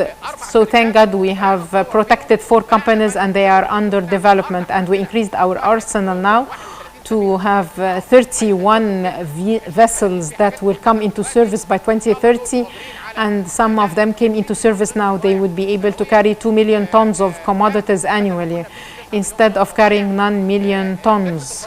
The service of the strategic commodities is very important, so that we can carry all our grains, petroleum, and our passengers. On the right side is the National Naval Company that has 13 vessels now. And Your Excellency raised the Egyptian flag on this vessel, the Valley of Kings, that carried a lot of grains, in addition to El-Gisr Al-Arabi vessel that shows the partnership and fraternity and integration between Arab countries through cooperation between Egypt, Jordan, and Iraq. and it is the main carrier between Nuweiba and Aqaba ports. It carries all the commodities of Egypt and Africa to Jordan, and then from Jordan to all Arab countries in Asia through Aqaba Nuweiba. And the Egyptian Petroleum Company, a partnership between the Ministry of Transport and the General Authority for Petroleum, in addition to the Egyptian bank. So now we will have boats that would be able to carry our products, and it would provide with ships. And we have now a contract to have 3 carriers, and we have signed a contract with the Korean partner, and we will have 5 boats. And this is working between Egypt and Saudi Arabia. And these 3 boats will be operating between Egypt and East Africa. For passenger services, we used to have passenger services in Port Tawfiq Port and in Alexandria and Nuweiba, but now we have passengers terminals and partnerships. We signed with MSC and Abu Dhabi Port and other companies for the operation and bringing tourists and shipping lines. We are signing partnerships with other countries to receive visitors. We have received 9 million passengers, but we're looking forward to more. We hope that by 2030 we'd receive 7 million passengers a year. The yacht tourism. Egypt should be similar to all other neighboring countries. We did not have this type of tourism, the yacht tourism, before. Why? Because the owner of the yacht would come to visit Egypt and get permits from 14 authorities. Every authority would take 2 or 3 days to give him authority, so it took him 30 days. And every authority would use to collect fees and charges. That's why the people would not prefer coming to Egypt and would go to other countries, be it in the Red Sea or the Mediterranean Sea. Your Excellency gave us directives to facilitate this. So in the maritime transport, we worked on this, and now we have one e-platform for the yacht owner to log on from any country, and in half an hour he would get the permits needed in 30 minutes instead of 30 days. And we will have a table that would enable him to visit all the ports with the passengers terminal, and he would be inspected only once upon arrival and upon departure, and the fees and charges would be collected once. And if he wants to go to islands from the Egyptian islands, we have coordinated with the armed forces and the national security, and all islands now are on this tourists trip. The green ports, or our ports now, are green, be it with solar energy or sustainable environment systems. The OBS system to provide energy to vessels is a very important thing, and you have seen while visiting Alexandria vessel. Now we have cooling systems that keep the level of coolness for the fresh fruit and vegetables, instead of the vessel keeping in the port operating for its coolers to go on. Now the vessel comes in, and without keeping the engine on, they can stop the engine and take electricity through this system so that it won't pollute the environment. And by this, all our ports would be green ports. And this is the most modern equipment we received from the Navy arsenal and the Egyptian company for decontaminating the environment. We have also all quality licenses and certificates from international organizations, as well as ISO that is monitoring our ports. And this certificate on the right top, the safety of ports and security, if we do not have this certificate, then some vessels wouldn't have been able to come to us, because some shipping lines necessitate having this certificate. So we have such certificates. here, be it the authority of the port or all supporting bodies, the Ministry of Finance, the Ministry of Interior, they are all connected on the same network to perform the job easily and smoothly. These are the partnerships that we did up till today. When all ports were upgraded and we have enough docks and enough depths to enable all international alliances that left Egypt because of the weak service in our ports and went to neighboring ports in the Mediterranean Sea or the Red Sea. Thank God, since we started our plan for upgrading the ports. Your Excellency, during your visit to Alexandria port, said that we should be a logistical hub, so people believed in us. They all came and we established partnerships with the first 5 operating stations, Hutchison, and 5 maritime shipping lines, 5+5, plus our Egyptian and Arab companies. So now we have partnerships that would enable us at any time to ship any commodity to any other port and introduce the transit trade. We wouldn't have been able to receive any of that unless people have confidence in Egypt's vision and the Egyptian ports. The strategic power of the countries in the field of transport depends on the efficiency of the seaports that control trade mobility and connectivity to international markets. So in 2030 we will have a network of Egyptian ports with terminals using artificial intelligence capable of serving international trade through the logistical integrated paths, so that Egypt would be a center of logistics and trade. I would like here to compare between the oldest port we have and the most modern one.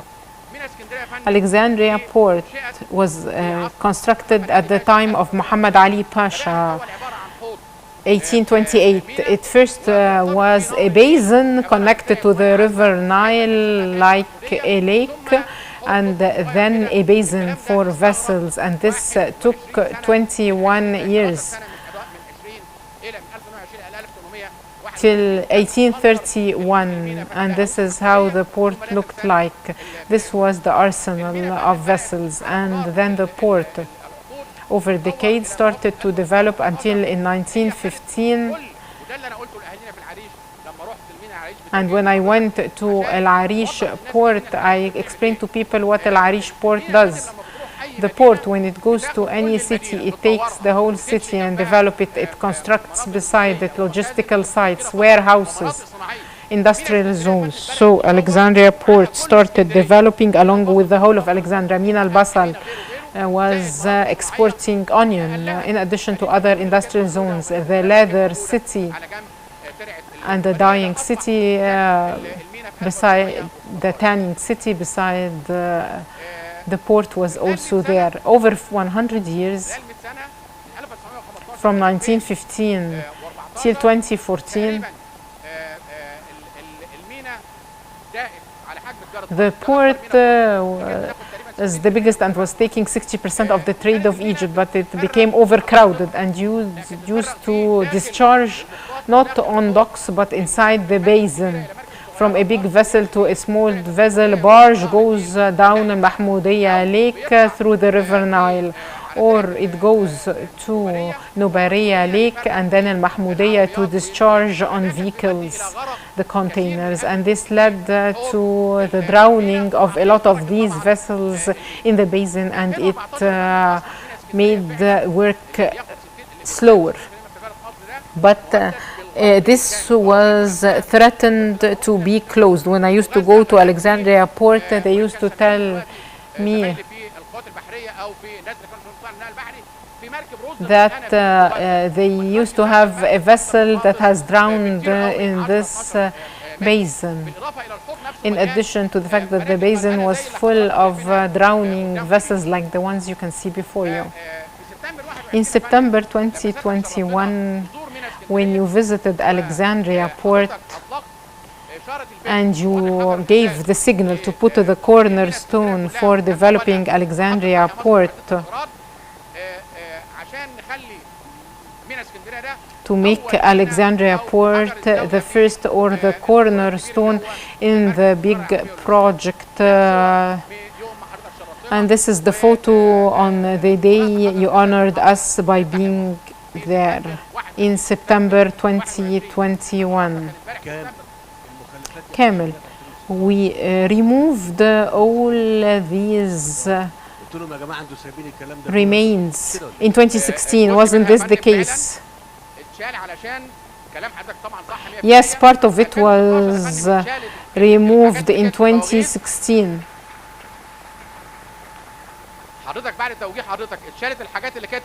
We removed things that prevented the entrance of the boats, but to make the basin receive 18 and 20 meters depth vessels and to have long-live Egypt terminal in this basin, we need to remove all this so as to continue deepening it.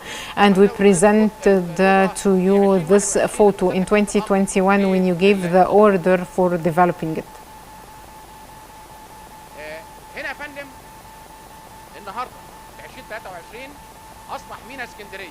So, Alexandria Port, by inaugurating Long Egypt terminal and developing the whole port, the railways, the buildings, the facilities, utilities, the parking lot, the docks, raising the flag. So now we have a port that is high efficient.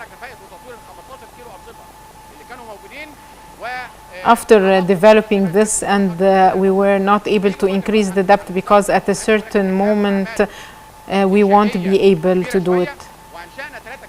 And we established 3 kilometers of docks, 2.5 long live Egypt.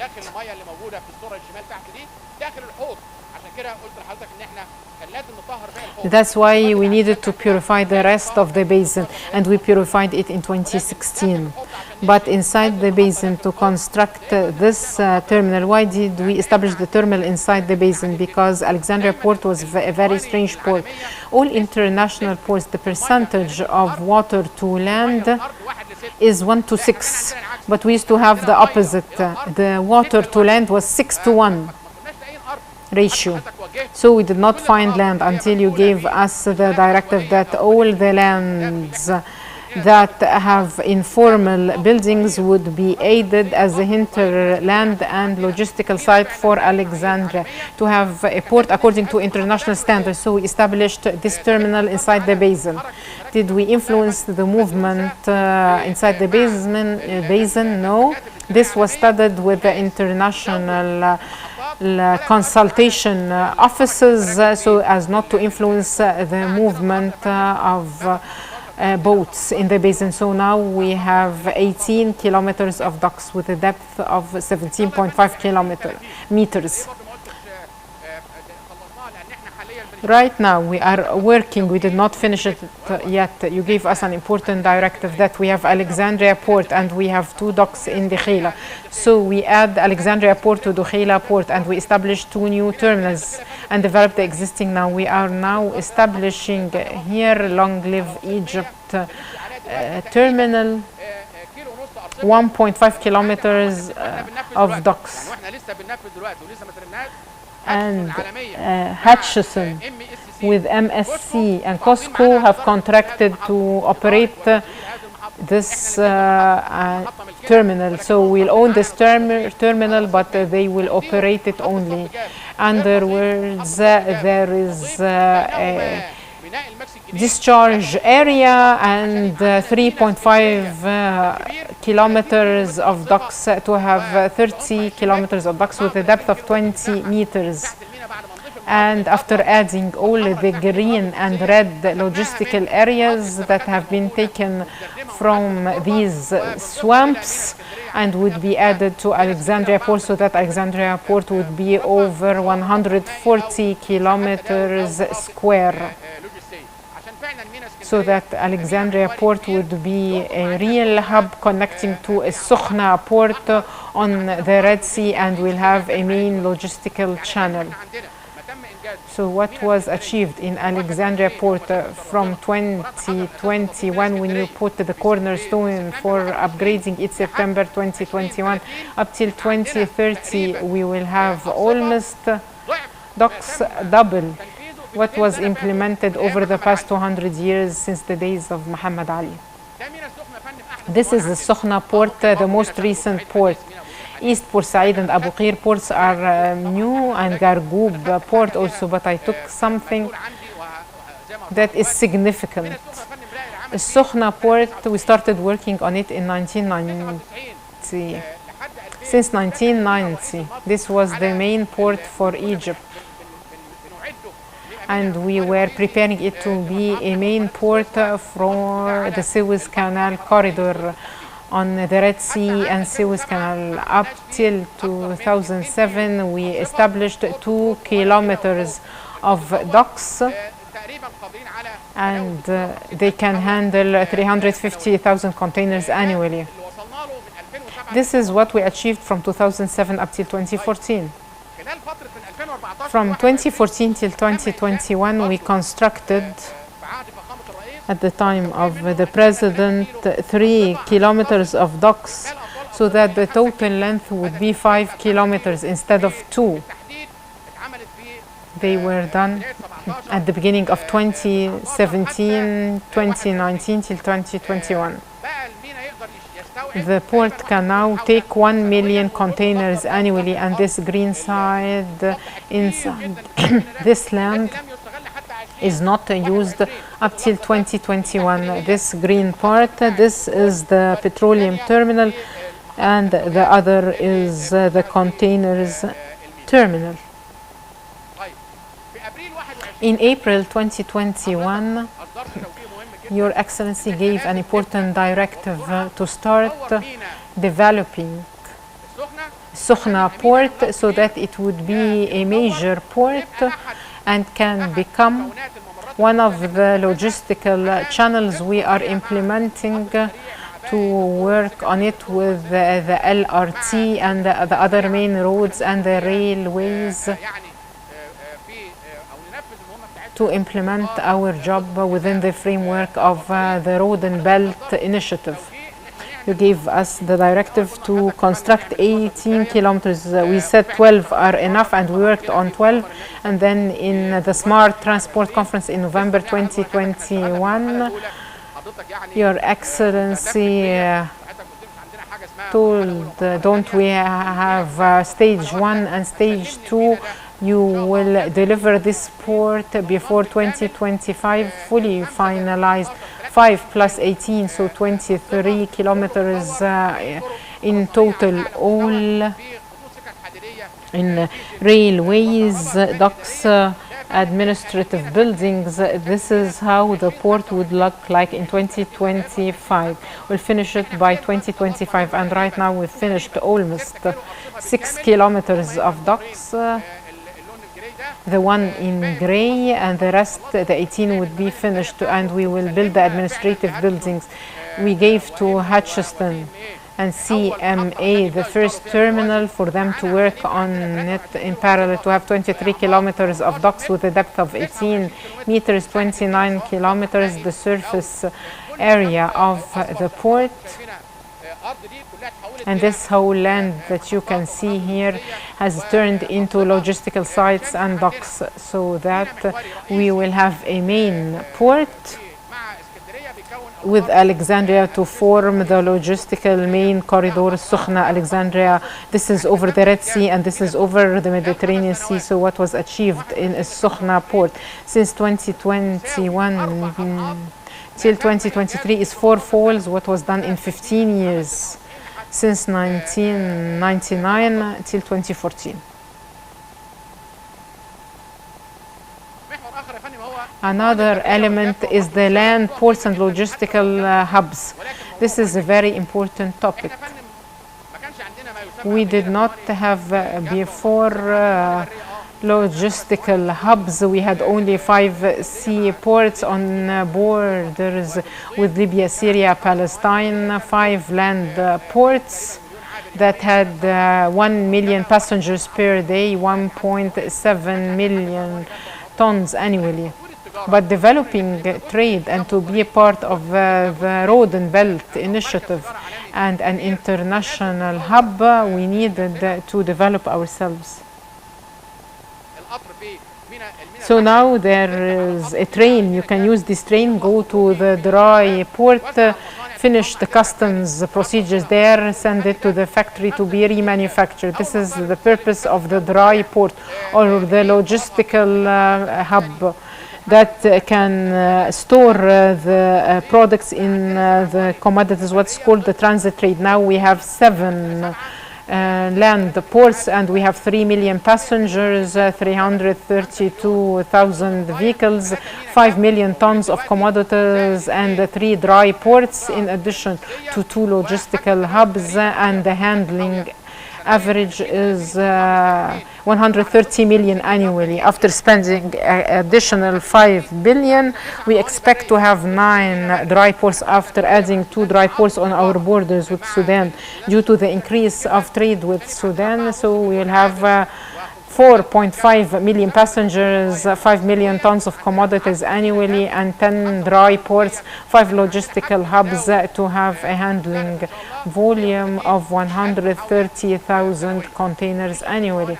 This is how the ports looked like in 2014, and this is the development, and this is Saloum dry port that you honored us by inaugurating it 2 months ago. In addition to the rest of the ports, and these are the 2 recent dry ports in Coastal and Arkin on the borders with Sudan. This is the new dry port, and this is the train that carries commodities coming from Alexandria port or any other port through the railways. The dry port was constructed on 1 million fidans. Its capacity is 720,000 containers, and this was done by Egyptian companies through funding from international companies to the private sector and not the Egyptian government. And this is the first dry port, and now we are establishing another dry port in Antara Shárk, another dry port in the 10th of Ramadan, and we are planning to construct 10 dry ports by 2030. And as you can see in Koma Buradi, New Damietta, Sadat, they are all close to industrial zones to bring the raw materials from abroad to the dry port or the logistical hub, go into the industrial zone to be manufactured and then be re-exported. Sohag al-Jadida, Burj al-Arab, Sohag al-Jadida, and the areas under construction now are in Saloum. We have a logistical site, 75 fidans in Saloum port, and now this port is working as a cooler and a warehouse, and there is another dry port and a logistical hub planned for and designed, and the companies now are offering to contract with the operators. So in 2030 we will have 10 dry ports and 5 logistical hubs. And we are adding now studies to construct logistical sites in Coastal and Arkin because of the accumulation of Egyptian vehicles going to Sudan. So establish a logistical hub to store the warehouses. The commodities would be stored in coordination with the Minister of Supply, and there would be warehouses and this was be for the non-perishable commodities.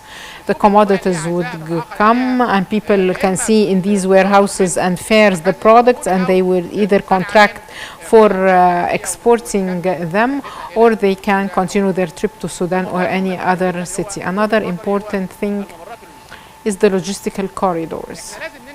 We need to construct logistical corridors, and we have planned for 7 corridors to connect the production areas be it agricultural or industrial or mining production centers, to the seaports, or to connect a seaport to another seaport, especially the seaports on the Red Sea to those on the Mediterranean Sea, through a network of railways, be it diesel or LRT.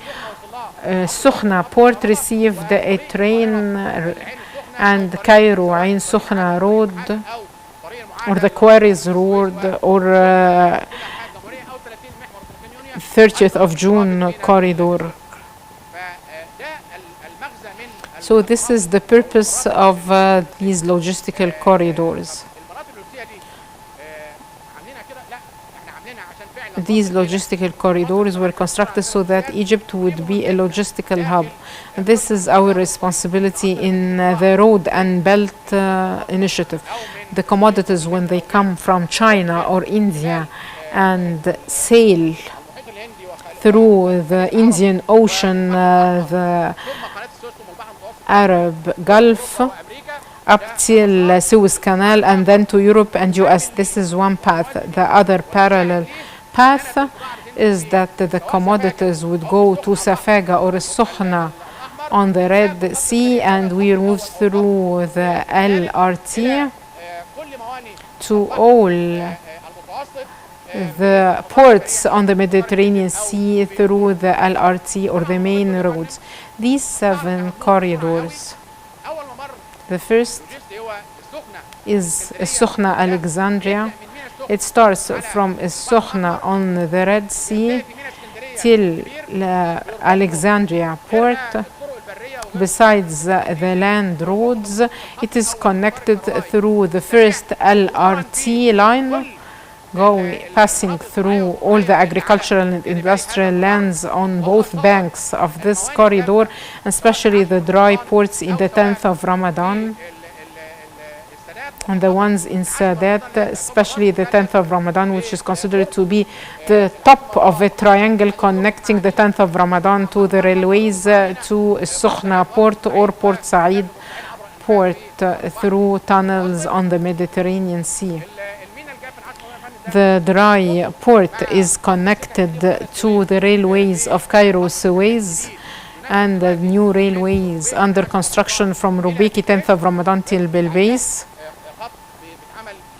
This is a new road. The other logistical corridor that is not less important but even more important than Sukhna Alexandria is El Arish Taba. We have railways from Ferdan. We constructed a bridge on new Suez Canal, and we upgraded the existing one. We rehabilitated the road from Ferdan till Bi'r al-Abd and continuing from Bi'r al-Abd till Arish. And we are constructing now, in parallel to developing Al-Arish port to have more than 6 kilometers of docks. We are establishing these railways from Al-Arish to Taba port in its new location. And it is used now for exports to Jordan and the Arab Peninsula. To reduce the costs of the trip,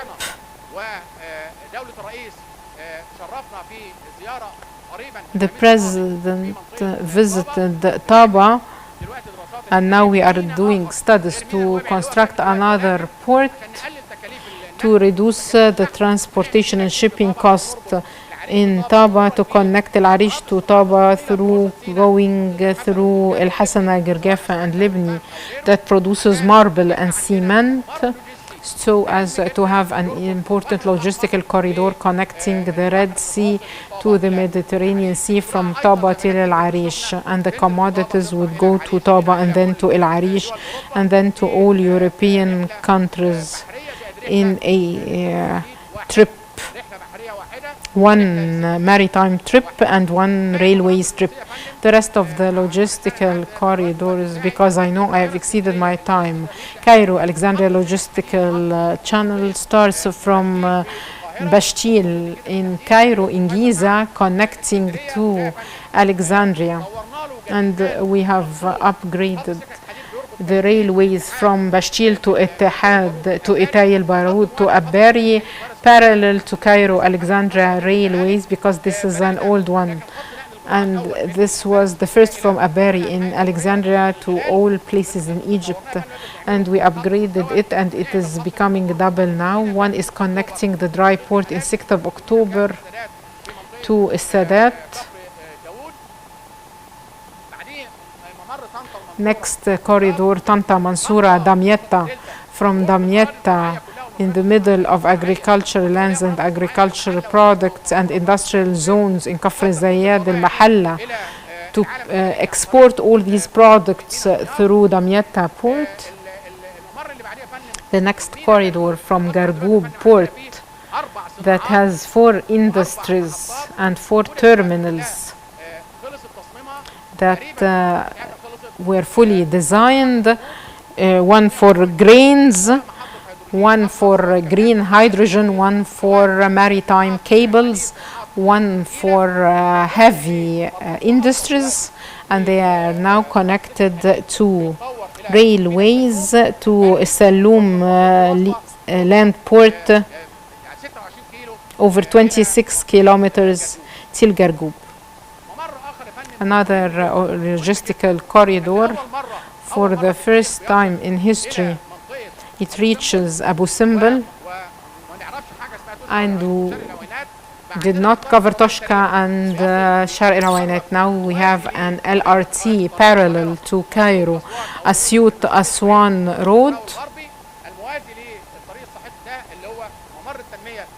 parallel to the development path. It connects Cairo and Upper Egyptian governorates to touristic sites in Luxor, Aswan, Abu Simbel, plus the agricultural lands in Toshka, Easter Awainat, Mustaqbal Masr, or West Minya. And the last is Safaga, Qina, Abu Tartur. From Safaga till Qina till Abu Tartur, 660 kilometers were removed totally. And now we changed the path in coordination with the new valley governorate from Tartur till Qina. These railways to carry phosphate and agricultural crops till Qina and then Safaga. And in Qina, the engine would park and it would be taken on an LRT till Safaga to have a logistical corridor connecting the heart of the new valley to the western desert and industrial areas in Safaga and the Golden Triangle, Safaga Qina. The last thing is the river transport. We used to have 89 river trains, and now we are developing river transport since 2014 till 2023, and we will have 520 river units to have real river transport. We will have 1,855 kilometers of corridors over Ismailia Lake, the River Nile, Al-Max, controlled by the IRS system. Any boat, these used to be the boats in 2014 on the right-hand side. These were the boats and the ferries. And every year we used to have an accident with a boat or a ferry. The last was in Dimishq, 14. Drowned in Giza and El Bihira, unfortunately, and we started developing river transport in 2030. The Prime Minister asked me, did you do this without telling me? I told him when I was in Hungary. I agreed with a Hungarian company to come and manufacture this skumbas. We'll manufacture it in Egypt, and we've contracted with Egyptian national companies, and we'll use this in all governorates like Cairo, Luxor, and Aswan. The tourists will come take a tour on bicycles in the touristic sites, and then go take a trip in the touristic sites over the River Nile and then go to Giza and go to the pyramids, continue his tour and be back. This is the IRS system. We did not have boats that can navigate at night because they are not under control and because of lack of signals. So the IRS system was established in coordination with the armed forces and an Austrian company. So we have now companies that can work at any time. And here we have signals that show the boat where they are going. And now we are developing all barracks so that the free height under the bridges would be 6 meters instead of 3 meters, so that the barges can carry 2 containers rather than 1 container. We have also river docks. This is in El-Max and Nubariya. We did not have them before. So now we are constructing these docks in all areas over the river banks. And in coordination with Suez Canal Authority, we are developing all our corridors. The last corridor we will add while establishing a new MAX port is El-Max drainage and El-Max barracks to connect it to Nubariya and the River Nile. This was the story of a nation and the story of transport.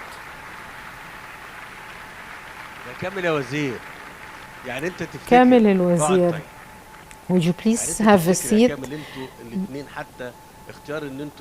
Selecting both of you housing and transport to present in one session is very difficult. People won't be able to listen to anything else. People won't be able to hear me. I will just make a brief comment. First of all, I would thank you, and I would like to tell you that every word mentioned by Dr. Asim and Minister Kamel, this reflects an effort and the will to change this country and its reality to be totally different. And frankly speaking, I think that every minister, of course, was very concerned with his work, but the Prime Minister also was there, always with us, and he was the one who endured a lot of pressures. صحيح لأن هو because the competent minister would present his work and would attend the ministerial cabinet meeting, but Prime Minister Mustafa Madbouli was every day with us. And I'm not here making a compliment. Don't think that being a Minister of Housing or a Prime Minister was easy. What Dr. Asim talked about regarding housing started with Dr. Mustafa Madbouli when he was the Minister of Housing. And I always say that a country with difficult economic conditions has nothing but ideas. When Kamel talked about Alexandria port, do you think that the negligence of Alexandria port was to the extent that people would build a building and a school in the port? If you look at this port in 1915,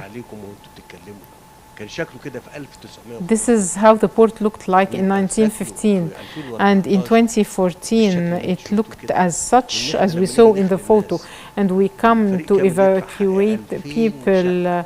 The Minister of Transport had to pay compensations for 2,000 buildings and housing units to demolish them. My remark to both of you, I know nothing about 2030, even if I'm not the president. I'm talking about 2025. I'm talking about 2025 and not 2030. Okay, Alexandria port shouldn't finish by 2030, it should be 2025. If you're talking about the challenge تبقى قدمت ما لديها that the state would do its best to be international trade hub. في كلام مش هقدر اقوله كده على الهواء.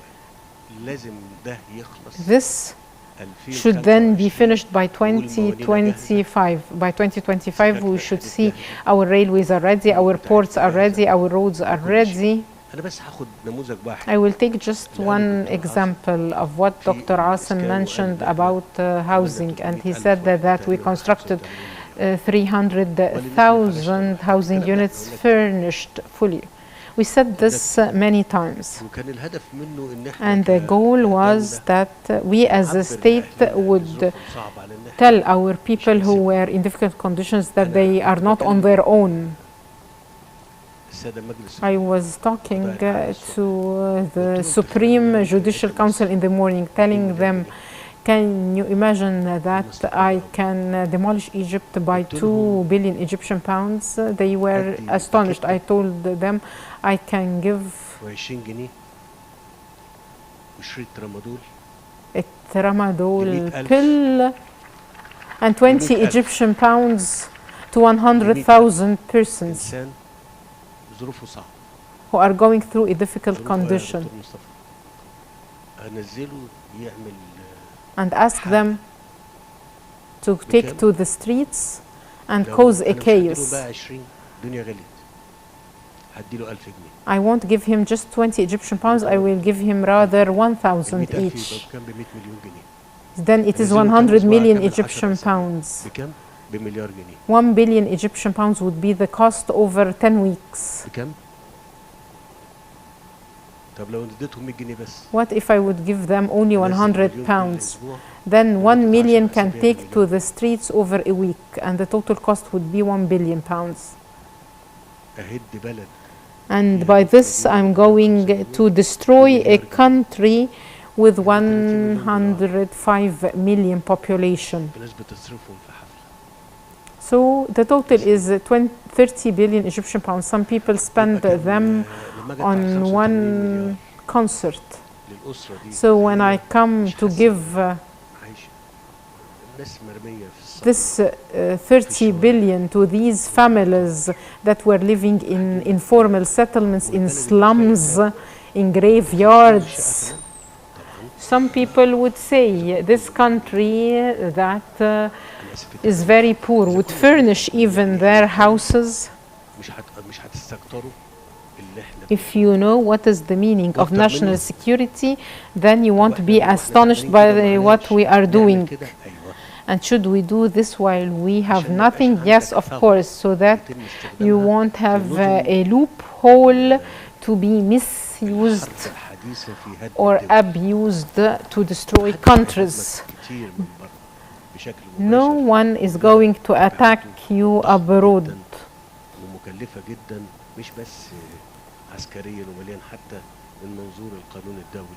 Or from the perspective of international law. But what will you do about these people?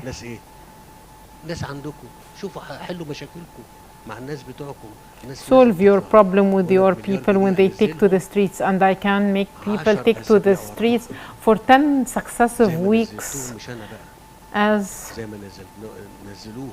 they sent them to the streets. I will say one last word. The figure that was given by the Prime Minister. We're talking about 10 trillion pounds. The 10 trillion. Then we're talking about 300 billion US dollars. According to the previous prices, 600 billion. A year and a half ago, there was the World Cup in one of the Arab countries, Qatar. So media professionals in Egypt said that 300 million US dollars were spent on developing and renovating the state, because they considered that this is the opportunity for turning Qatar from a status to another status. So the media was attacking this, saying you have wasted the 300 قلت لهم billion US dollars. I told them, why are you saying so? ده الرقم اللي يتصرف This is the figure that should be spent on a state to be well prepared, not for the World Cup, but to be a real state, to advance and to benefit from its resources and potentials, لدولة فيها صرف صحي and build the capacities of a country. فانتوا بدل ما تهاجموا So instead of attacking or criticizing others, understand what's going on. يعني لكن انا And back then the relations were not that good, but I'm talking here about awareness, understanding, honesty.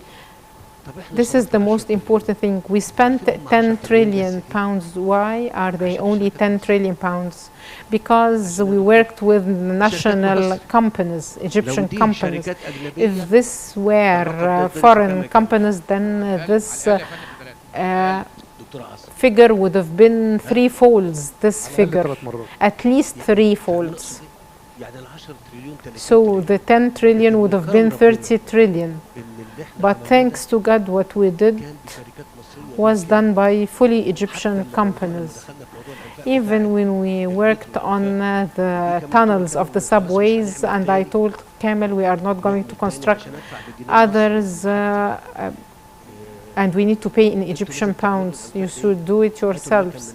So bring the machines and equipments from Germany and let the companies that constructed Suez Canal tunnels do it.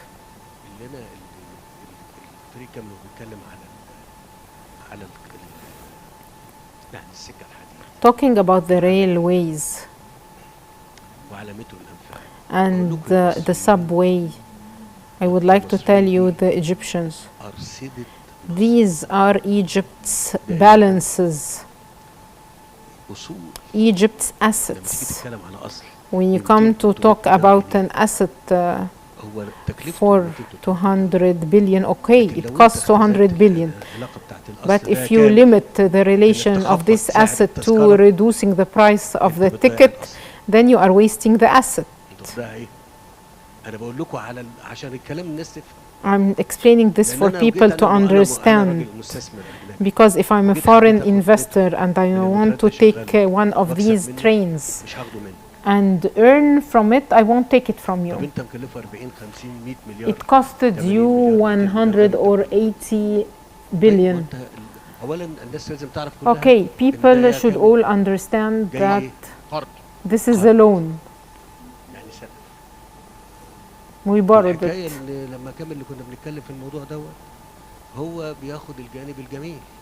And when we were talking about this, we were talking about the good side, that we should not increase the ticket's price, and I'm looking at the experience. This was the idea that over the previous years, Helwan subways, you asked me for 25 billion pounds, or did I forget to upgrade it? And I told you, are you coming now? While subway does not cover its operational cost and not the replacement cost, and you want to change the engines and the wagons, it was back then 25, but now we will talk about 50 or 60. Why am I saying that? Because this is an issue that is always discussed, and it is a point of concern on part of officials and the government. You are glad that you were able to open it. Is that enough, or should we keep it nice? To do that, then it should be cost effective. Are you saying these things while talking about elections? Do you want a state, or are we just saying words? If you want a real state, then for the 1 trillion spent on railways, to bring 10 trillion. If I tell an investor, come and take the LRT, it would cost 25 billion US dollars. And I asked him to take it. he would ask me about the pricing, I would tell ما him نقدرش we cannot change the pricing. ما نقدرش. طب خليه عندك بقى، Then he would say, okay, I won't take it. خليهولك. تبقى انت ملتزم تعمل ايه؟ Then here you would be committed to operate it and to do maintenance and pay. تدفع القرض ال 25 مليار دولار. حد يقول لي طب ما تعملوش. Some would tell me, don't do it. Then, okay, we want to do it. ما تعملوهاش. And we want to do the ports. طب المناطق اللوجستية ما تعملوهاش. And we want to do the logistical طب sites. انتوا عايزين تبقوا بلد ازاي؟ Then how would this would be a real country?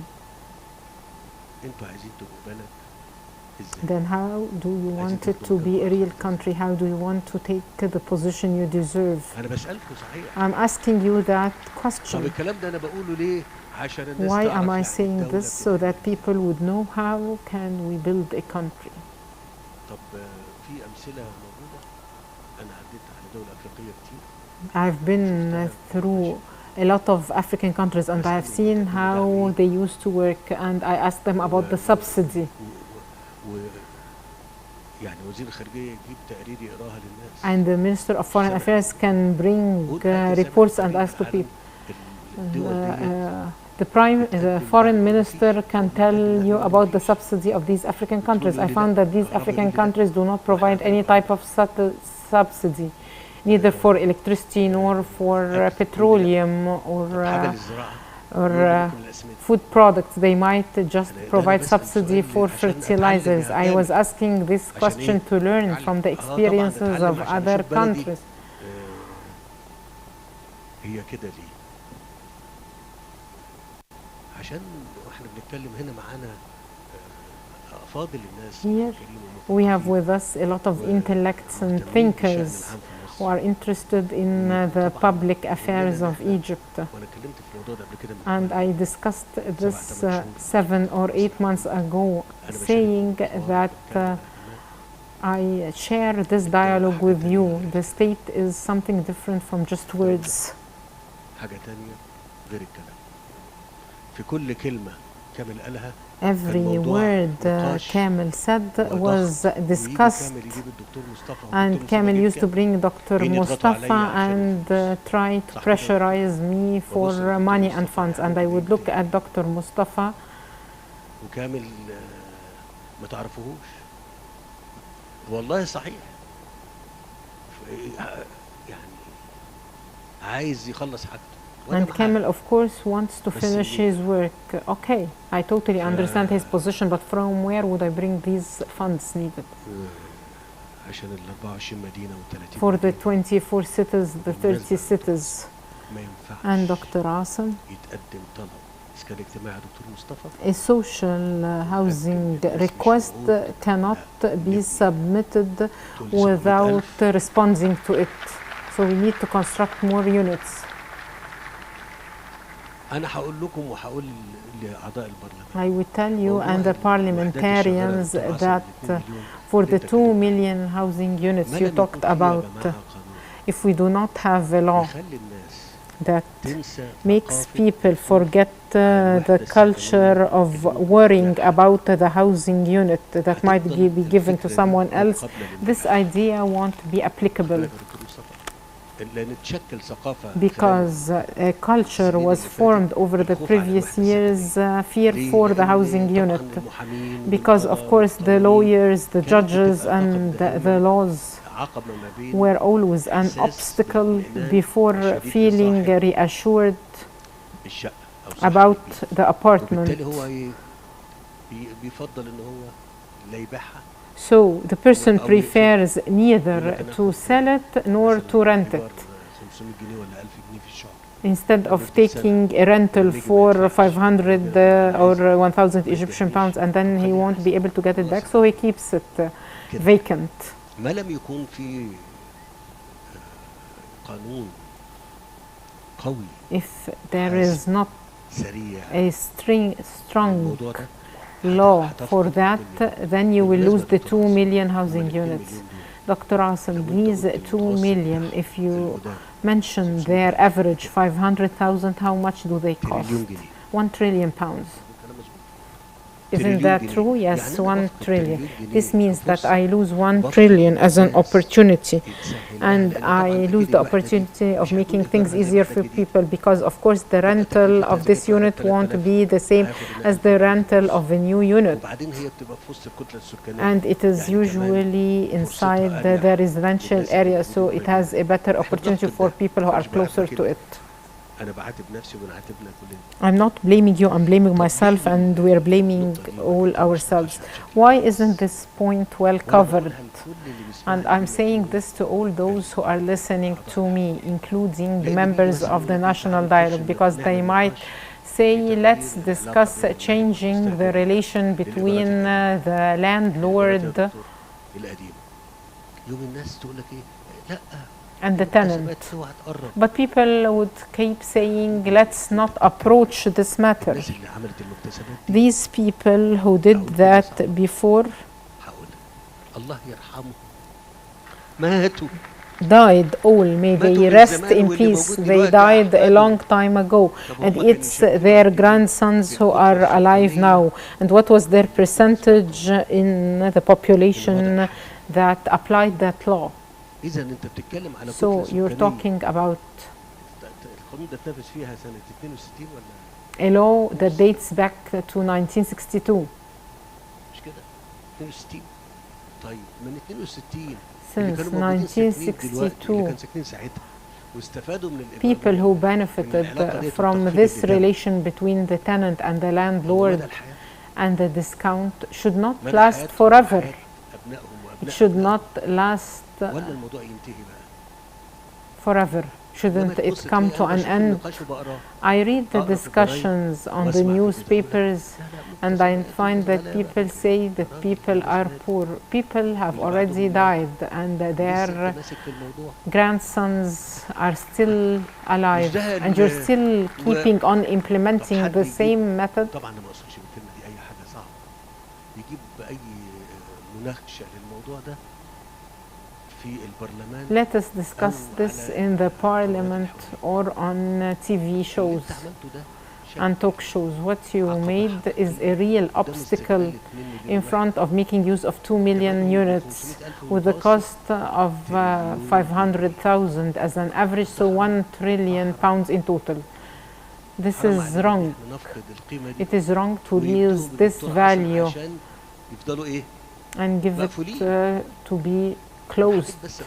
I just wanted to tell you that if we keep discussing this, there are a lot of similar topics that should not be discussed theoretically, but should rather be discussed practically.